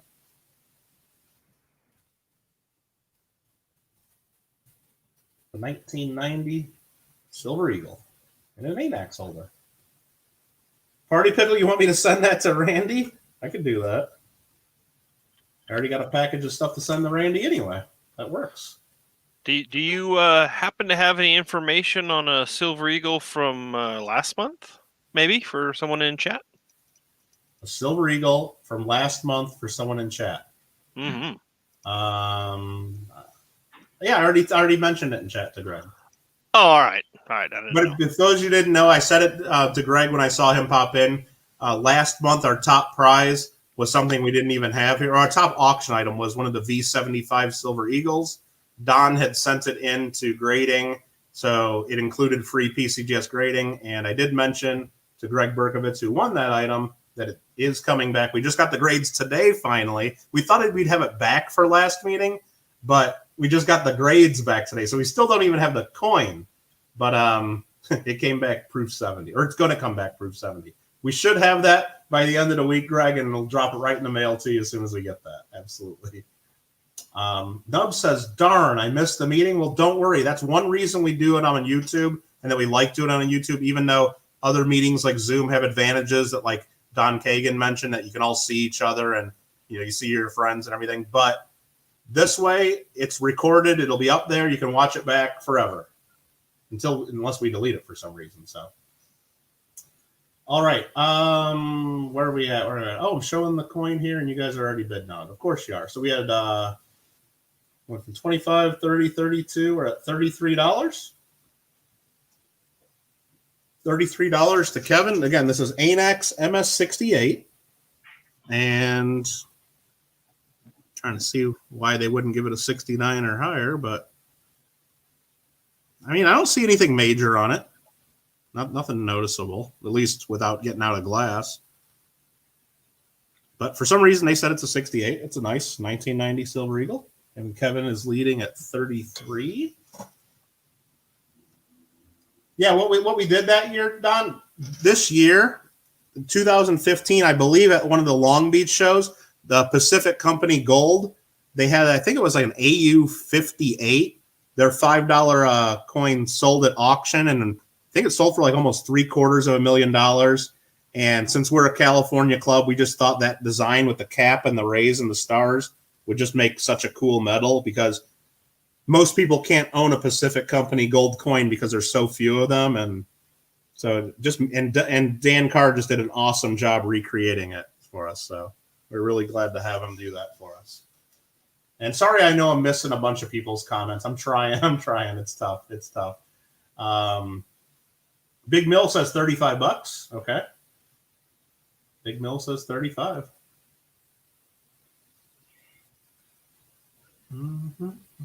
Any other interest? We'll count it down.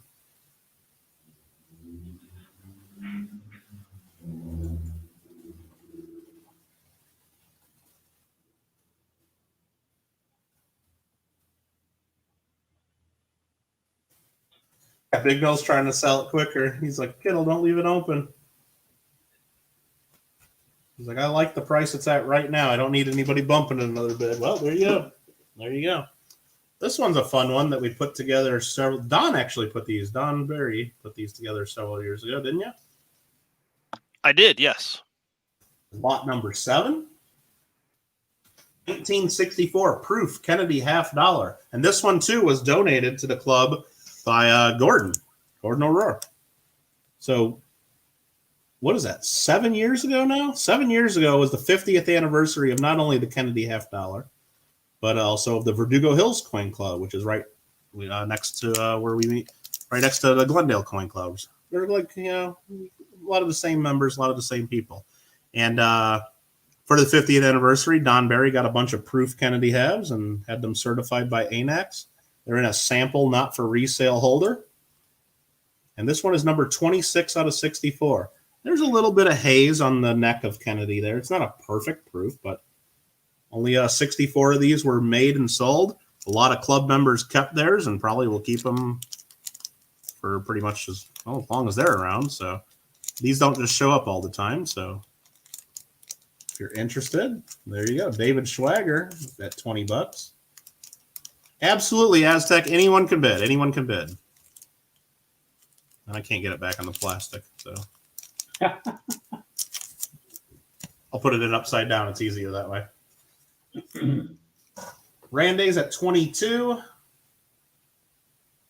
Yeah, Aztec, the only rules of this auction is, of course, you got to pay. I'll send out invoices after the auction. And what are the other rules? Oh, $5 shipping. $5 shipping. No matter what you win or how much you win. It's just easier that way. So there you go. Does that make it an error slab? I don't think it makes it an error slab. No. I mean, it's a 1964 silver half. And I think all of them were proofs. I think Don only submitted proofs, so they're all the same. They were all proofs, and it was fun getting them to actually number them all different. So instead of all of them saying 1 of 64, that they actually did all the numbers. And this one's number 26. And they all say sample, not for resale on the reverse. They all say that. They do. Randy goes to 30. If you can get it back in the bag. Oh, I thought that's what you meant. I can get it back in there, just not live on camera. You know how that works, Burton. Nomad went to 31. Randy to 35. Nub sending a hot dogs emoji. $1.49 to the club. Awesome. Only 4 of these have appeared on eBay since they were made 7 years ago, David. Now 7 years ago. Yeah, David Schwager, if you guys don't know him, look back. I think it was our first meeting that we did on YouTube. David was our guest speaker, And David is also the author of Sample Slabs, a whole book on sample slabs, if you're not familiar with those.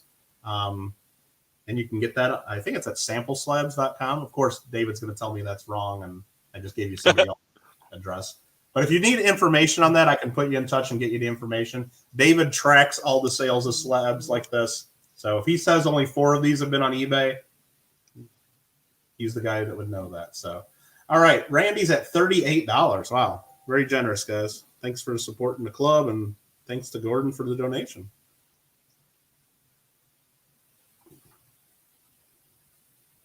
All right, Marmello goes to 42.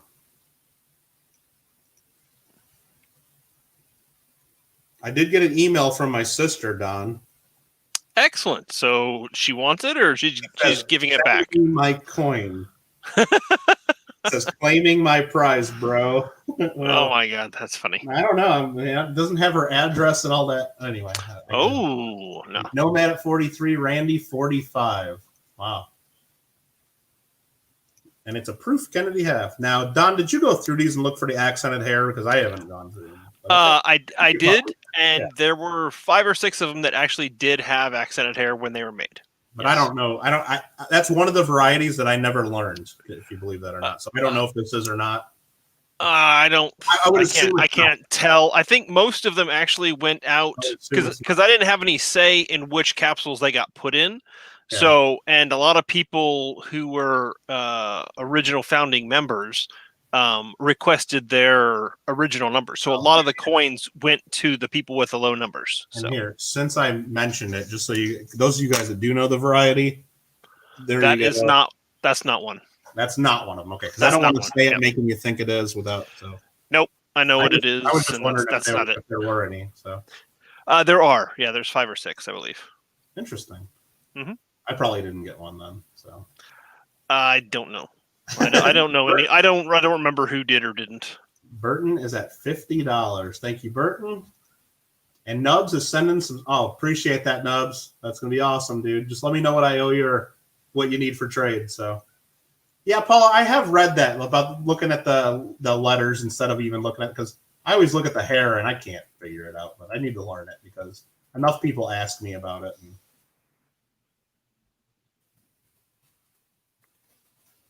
sold to Burton.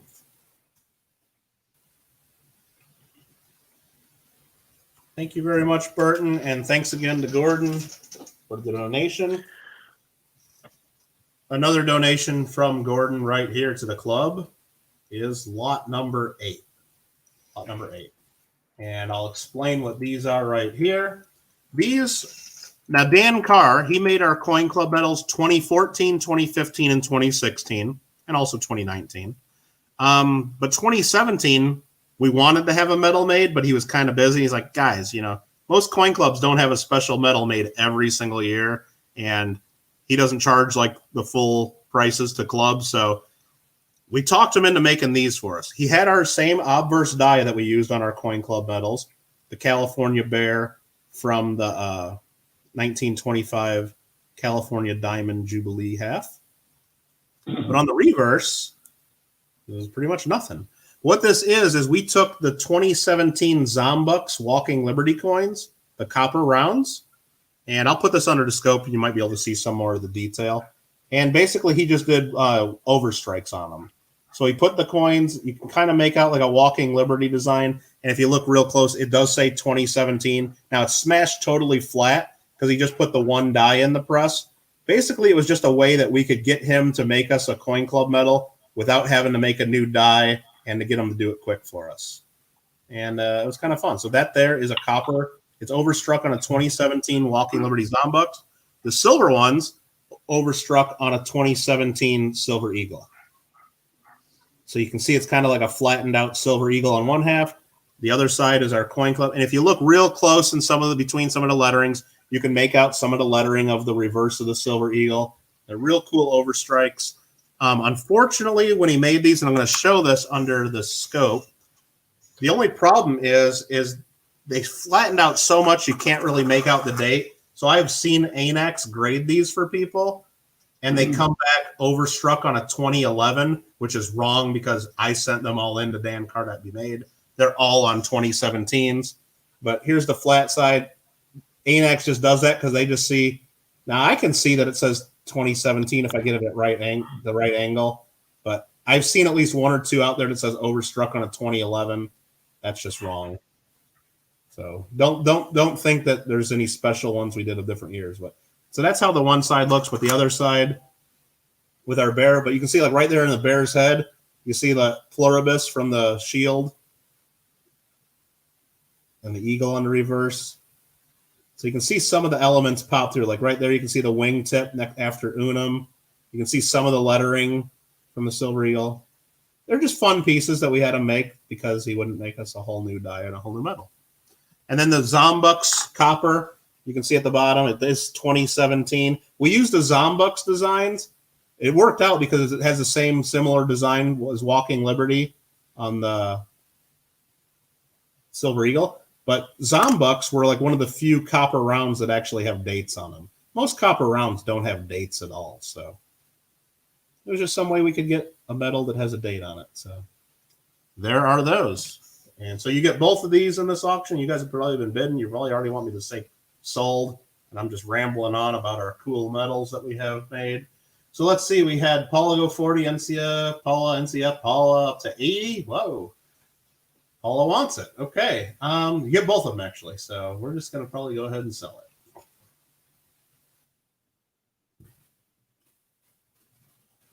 Thank you very much, Paula and NCF. Those are Paula's. If I did that right, I hope I got all that right. I just think real quick. Yeah, Paula. Okay.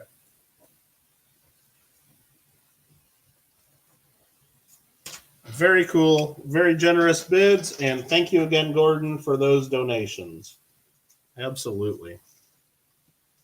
Next up, we got two really bad Morgan dollars. That is an official grade. That is an official grade. I don't think that's made it to the ANA grading standards, but I believe that should be an official grade. Really bad. So what this is an 1882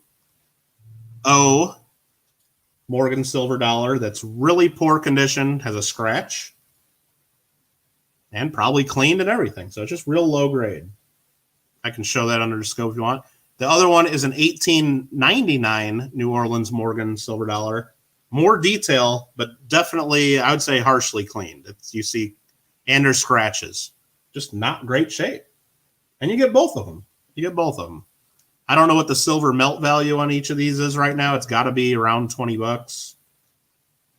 But, and if you want to see it, the one thing I noticed, I'm going to show this under the scope. I think this might be an over mint mark coin. You guys can be the judge because I have my doubts about it, and I am far from an Oregon dollar expert. So again, you see there's scratches on this. It's worn 1882, and there is O. I think that might be O over S. And I can zoom in. That is confirmed. That is an O over strong S, by the way. I'll zoom in just so we can see it because I know you guys like to nerd out on our coins. Good hole filler, everybody. I don't know if that adds any value in this condition, but no, not in that condition. But it is what it is. It's kind of cool. It isn't over us, okay. Yeah, and that's the strong variety. You can see how it's the crossover bar kind of is the same height as the O. The weak one is kind of inset and weak, so that's how you tell which one's strong and weak, kind of. Well, Don works at a coin shop all day, so. Well, and I own a nice. And he likes Morgan dollars, so. Yeah. There's that one. I'll show the other one, the 1899, real quick, just to show you how bad that one is. Again, pretty harshly clean, used and abused, scratches. 1899. More detail, though. And O. So there we go. We're hearing somebody's voice messages there. I hope it's nothing personal. There's something in the background. I don't know if that's you or Gordon. What do you guys? Gordon. Okay. I'll just mute him real quick, just in case. Yeah, I'm eating ice cream, so it's not me. Okay. So let's see the bids. Two Morgan dollars, 26, 27, 28, 29, 30, 31, 32. Okay. $32. That's probably pretty far under melt, isn't it? Got to be for 2 Morgans. I don't know. Well, silver went down a bunch today, so maybe not. I don't know. I don't know. $33. 36 to Don. 37 to Steve.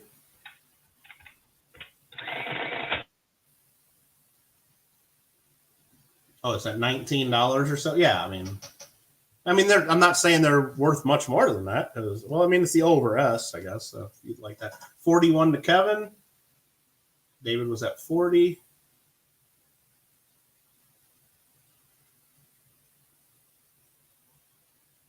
Oh, Gringo, he was probably just typing that in because I was asking kind of what I didn't know what the silver was. So don't worry about that. That's I know what you're doing there. That's cool. Hey, Luke, how you doing?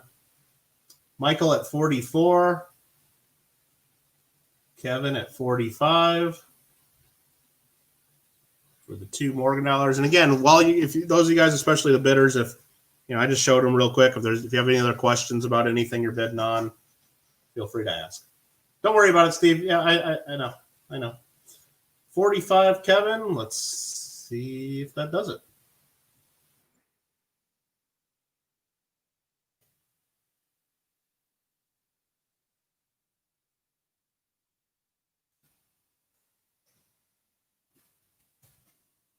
All right, those are yours, Kevin.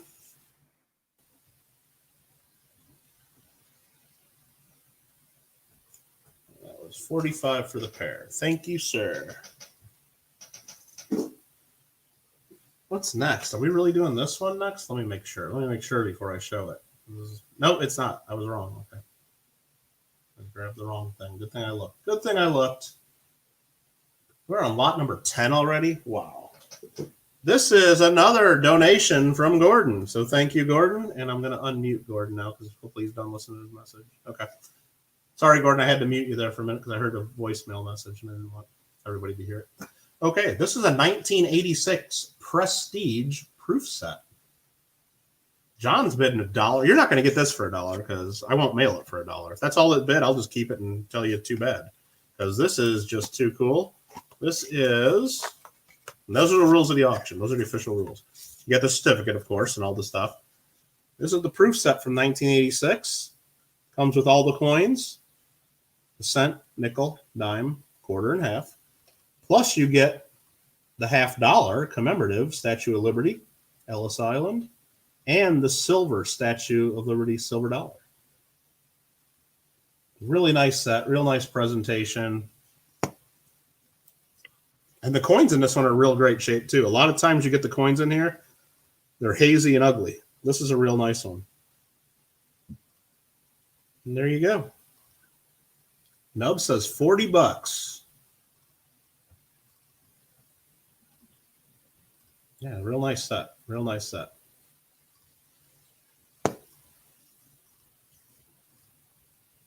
And that is that. If you guys have any other questions on or want to see anything in detail, let me know. But that is the set. 42 to McGreedy, 44 Big Mill. And thanks for everyone sending emails already. If you've won items, I do appreciate that. I'll get invoices out.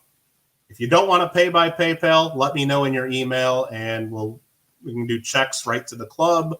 We can do money order to the club. We can do Venmo, Google Pay. I don't even know what else I got. PayPal, carrier pigeon. I don't know what else. All right. A foot for silver is the first I see at 46. A foot for silver at 46. A foot for silver at $46. So Paul and McGreedy on my screen, a foot for silver was first. I can show my screen if you don't believe me. I know on your screen you might show up ahead of him because of the way lag works. You always show up on your own screen first. One of the things, technological limitations we got to deal with in a YouTube auction. So a foot for silver at 46. And Aztec goes to 47, so we don't have to worry. I was going to just type in there. I'm going to type in there anyway because we're getting some bids together. Aztec leading at 47 just to make sure. Now it's a foot at 48.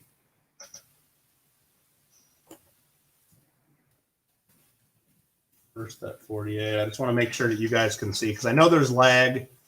I just want to make sure you guys know who's the leading bidder. So Aztec at 49.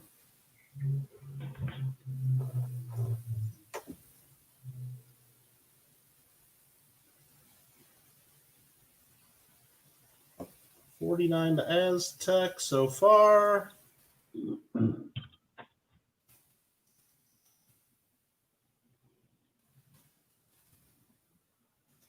Thank you very much. Aztec love coins.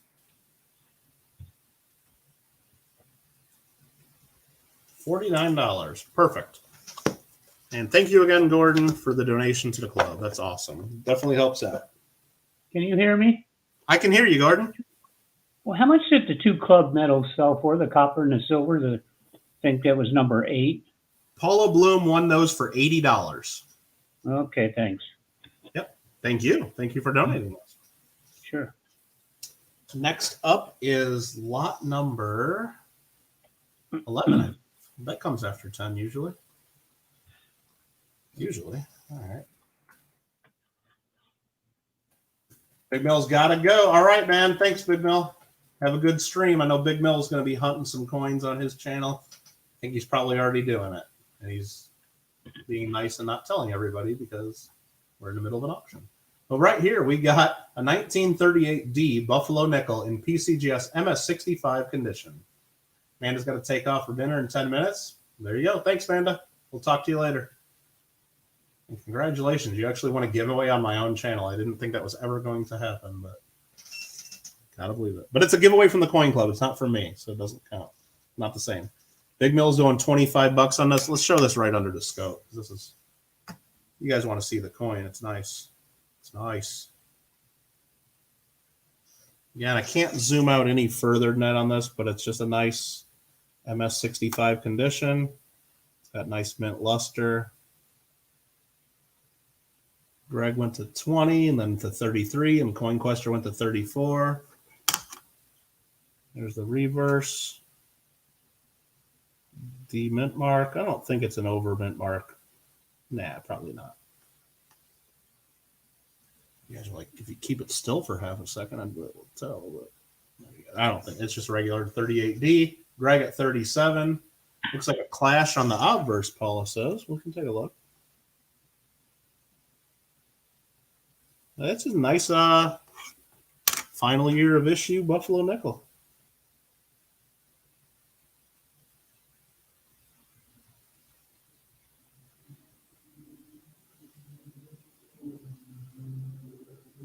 Turn it sideways a little bit so you can see if you want. There you go. That's what you'd be getting. Greg at 37. Under the neck. Yeah, it looks like there is something there. Yeah, it's like pretty strong in there, isn't it? Maybe, yeah.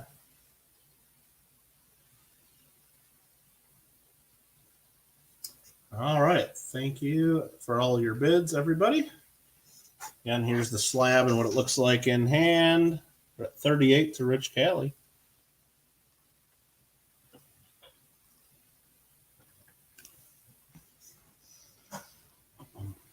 $39 to Greg.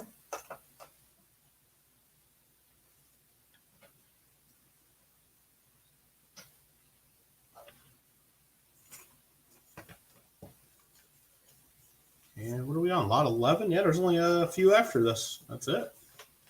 Greg at $39. Let me get on the chat there.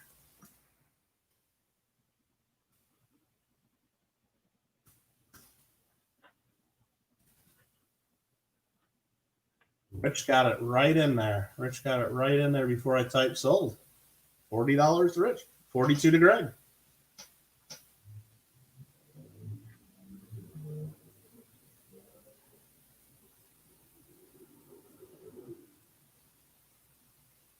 $42 to Greg. Rich is out, so we can go ahead and sell it. Thanks for that, Rich.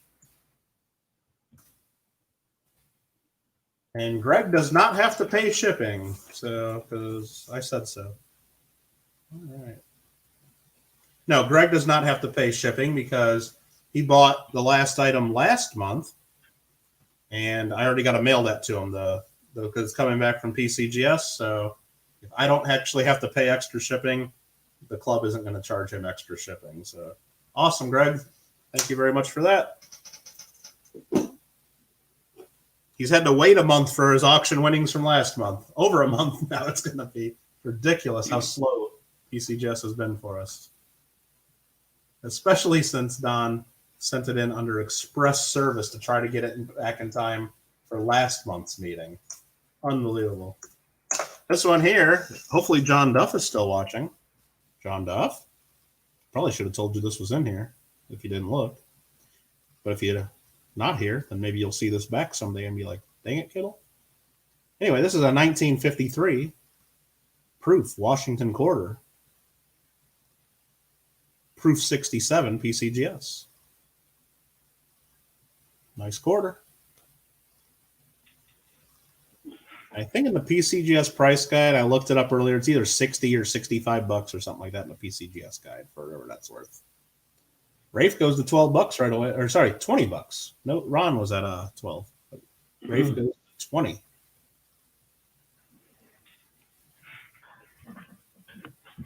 Gordon, did you bid? Did you say something? No, not yet. Okay, I thought I heard something. Just want to make sure. Kevin's at Gringo went to 25, Kevin to 30, Caveman 35. John Duff is here. He says 40 bucks. And that is a 1953 proof and 67. And it's in a pretty old PCGS holder. This was one of the first blue label holders after they had their green labels. And where they put the series number and the coin number. They only did that for a little while. Collectors really didn't like it too much. Yeah, there you go. Kevin Wolf at 41.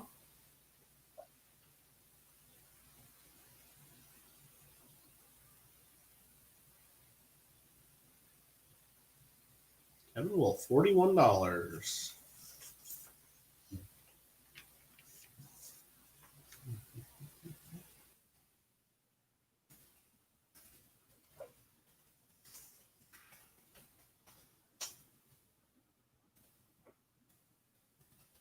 I was just trying to type sold in and Ron bid 42. That's called sniping, isn't it? Ron at 42. And Paul's going backwards at 41. Paul, you might want to make sure you're not behind in the chat, or make sure you're watching live, or I don't know.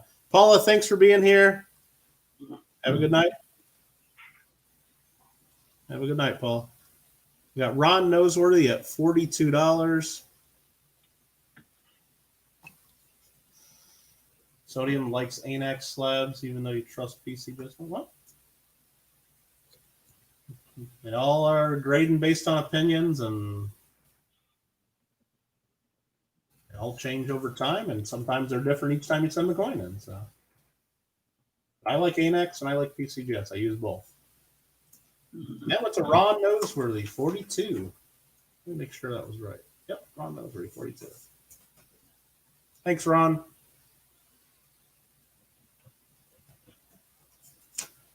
We only got 3 items left, everybody. 3 items left. And for Green Go, who says, I like turtles, I think next is a turtle coin. 2 ounce silver. 2 ounces of silver. Lot number 13 from Mui. It's a 2 ounce silver turtle.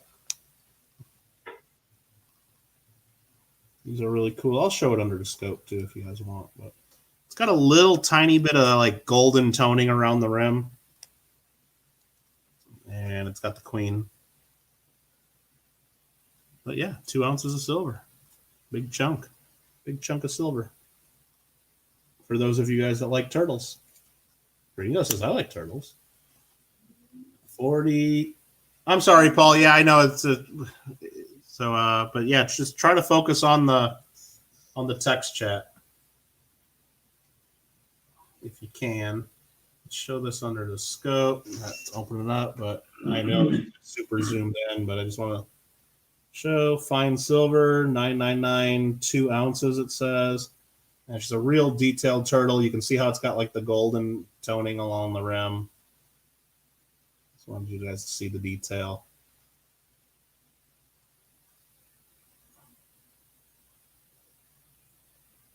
Johnny Ray went to 50. NCF goes to 65, and Johnny Ray goes to 75. Very generous. Thanks for your bids, gentlemen. We'll go back to the main screen and try to show it again. Another look for you guys. Pickle likes turtles. And there we go. Johnny Ray at 75 for the 2 ounces of silver. Cool turtle coin. About a minute ahead. I'm sorry, Paul. Now, when you're watching, and this is for everybody, make sure at the top of your chat on YouTube it says live chat and not top chat. Now, Paul's not going to hear this for a minute, unfortunately, but make sure it says live chat. Also, in the window you're watching, if you're on a computer, and I think also on a phone, make sure when you look at the time, like next to where you can mute the video and change the volume, it should say live with a red dot next to it. If it doesn't say live with a red dot, then you're not watching live. You're watching behind maybe up to a minute, or you're watching an hour ago. Yeah. But make sure it says live and with the red dot and then live chat at the top of the screen. Other than that, you just might have a lot of lag. I'm sorry. Thank you, Johnny Ray. Very generous.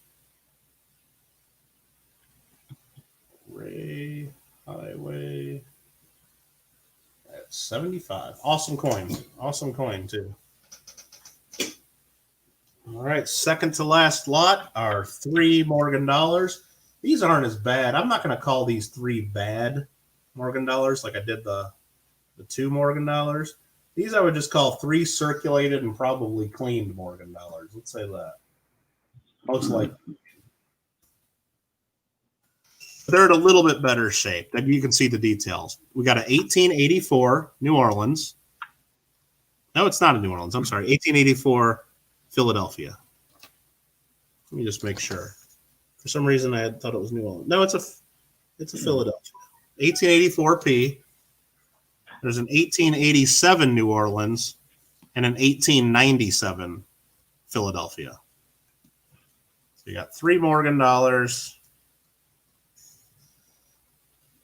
All going to one person. Rich bid $1 right off the bat. Jumped to 30 to 50 to 55 to 70 right away. So, and what I'll do is, since you guys want to probably see a little bit, I'll show them each real quick under the scope. That one's got a light scratch. 1884. Just nice, well circulated. Got some toning to it, but nothing that's going to add value there. Just a well-used 1884 Philadelphia. The 1887's right here. This one's been cleaned for sure, I will tell you. But it's got a lot of detail. It's 1887 New Orleans. And then the last one in the group is an 1897, also been cleaned.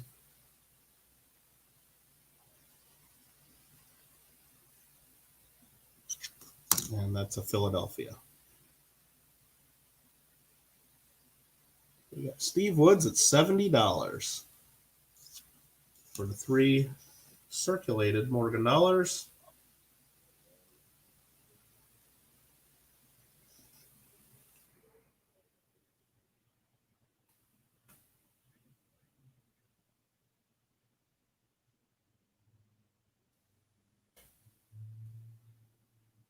And those sold to Steve. Congratulations.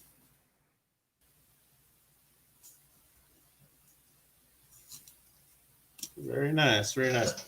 One item left to go, and that is this right here. That is a 2020 silver proof set from the U.S. Mint. Let me put the information in there.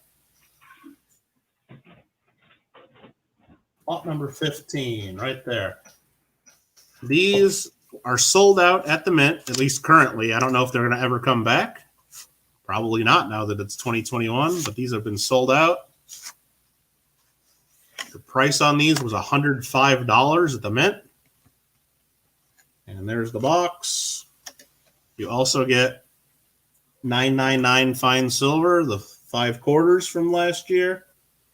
You got the American Samoa with the bat,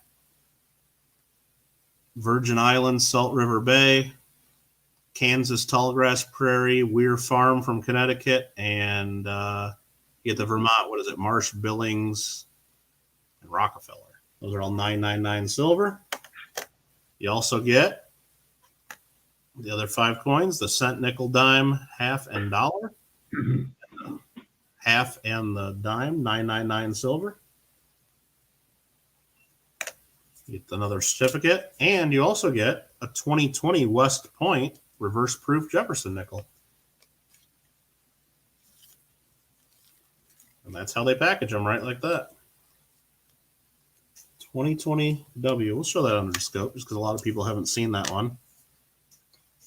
Might as well just show it while you guys are thinking about your bids and saying, darn it, I missed this at the mint. They're sold out, but I can get one right here. Right? We're up to what? 77 by Don Barry, 80 by Rich Calley.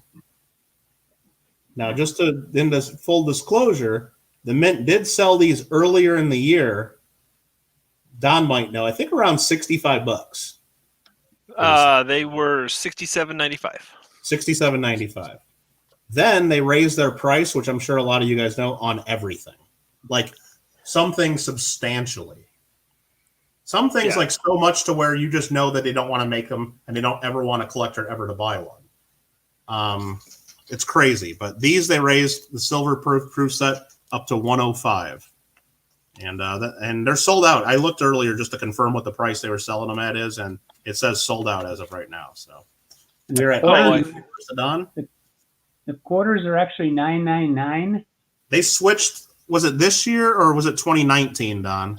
I think last year they switched them. I think it was 2019. They switched all the coins to 999 fine. So they're all different weights. It's going to be very confusing down the road, Gordon, that are not 90%. It sucks. Yeah, the quarters, the dime, and the half dollar. Yeah, the quarter, the dime, and a half. It's all 999 because it's so much easier for the mint and cheaper for the mint to mint things in 999. And they don't care about collectors. Oh, 63. Jack Gilbert said he bought his for 63 and a quarter. Maybe that's the right price. That sounds right. You were probably including shipping, Don. Might have been. Or we might have been selling them for $67.95 at the Ringo wants us to talk about the metals. Yes. So talking about the mint prices while you guys are bidding at Don's at $97. If you guys collect the bronze medals from the mint, and I know I bought many of these off Gordon's bid boards over the year, the 3-inch mint medals, they've been selling them for years at $39.95. And I'd buy them at Gordon's shop way back in the day. I buy them at Jeff's shop that Don works at. You can get them for $20 or less sometimes. Well, if you want a brand new one from the mint, they're $160 now for a 3-inch bronze medal. Wow. Talk about a price increase, Gordon. They went from $39.95 to $160. I wish they'd use that formula on our Social Security checks. That's not the standard cost of living adjustment? No? Jesus. And I think the 1.5 inch, the smaller ones, I think they're selling them for $20 now. And I think those were always like $6.95 or $7.95. Unbelievable. Yeah. So if you want the latest presidential medal or different historical medals, I think the mintage of those are going to be like next to nothing now. Anyway, Doc wanted me to sell this, so he can probably sell it at the shop for $125 or whatever. But let's do this. I have no idea what you're talking about.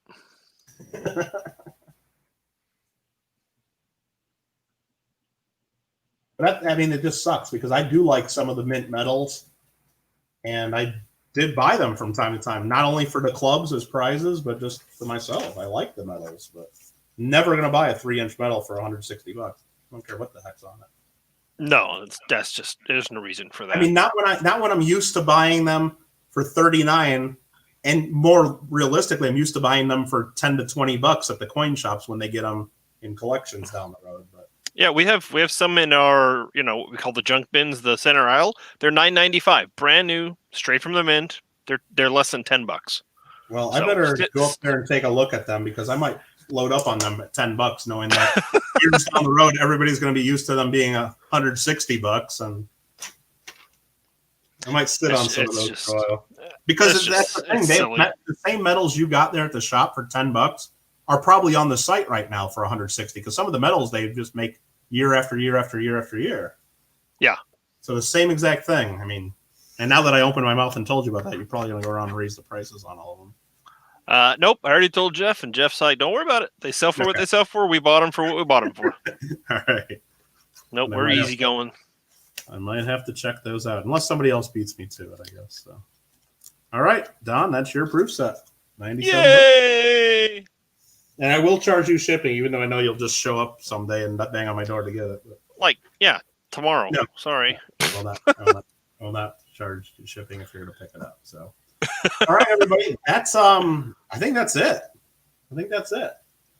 So look what they're selling for on eBay, 120 to over 200 bucks. Well, I did not look what they're selling for on eBay. And if you guys did look, then you guys had your chance to bid. I maybe should have looked on eBay. But anyway, that's it for the Coin Club. Our next Coin Club meeting will be always the second Friday of the month. That is February 12th next month.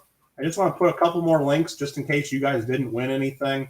I have a giveaway going on my channel right now. This is me and Don putting it on personally. There's the link to get in on that. That's for a 2-ounce silver coin. Also on my video gaming channel, I got another giveaway going on. A whole bunch of junk I'm giving away on that one, but the main prize is an $18.99 O Morgan dollar. You guys are all welcome to jump on over there to that video and get in and have a chance to win that. The W nickel alone is, I don't know what the W nickel goes for alone, Don. Is that a lot? Sodium thinks it says going for that alone, but I don't know if it's going for that. No, not $97. Maybe in a 70 or something. Oh, okay. They're $15-$20 for just a nickel. Okay. Yeah. Nick, Edward, Jack, everybody, John Duff, Prospecting, David Carl, everyone. I shouldn't even start saying names because now I got to say everybody's name. I'm going to stop right there. You didn't say my name, Kittle. Don Barry, thanks again. Oh. Gordon, thank you again for all the donations to the club and helping the club with the auction there. Greatly appreciate it. And remember to contact Gordon if you want one of his freedom calendars. He's very generous, offering to send those out to anybody that sends them the email and gives their information. So make sure you guys do that. Any other questions for us before we wrap this up? Anyone? Let's see. Anyone? And that's there, Gordon that's Gordon's calendar on the screen again, right there, in case you guys didn't see that. The Freedom Calendar. Yeah, he puts those together and he would pass them out at the club meetings and at coin shows each year, and everybody grab them up. And they're great calendars, absolutely. All right, I think that's it. Okay, see you all next month. I'm out. Hope you guys. Thanks, Gordon. Appreciate it. Hope you guys all had a happy new year. Bob Thompson just received his 2020 limited set, paid $201 for it. Yikes. Well, the Mint has definitely raised their prices on everything, Bob. Everything. Which I think maybe that is going to end up making some of this stuff really good purchases down the road if the mintages go down. I mean, I was just thinking, we don't want to talk politics and get political, but the Mint finally, after 4 years of him being president, they finally have the Donald Trump presidential medals available for sale. But how many people are going to spend $160 for the 3-inch medal now? I guess there's some hardcore fans that might, but I have a feeling that's going to be a really low mintage compared to others and some of the other medals that are out there. It's just, I don't know. Going to be wild. We'll see.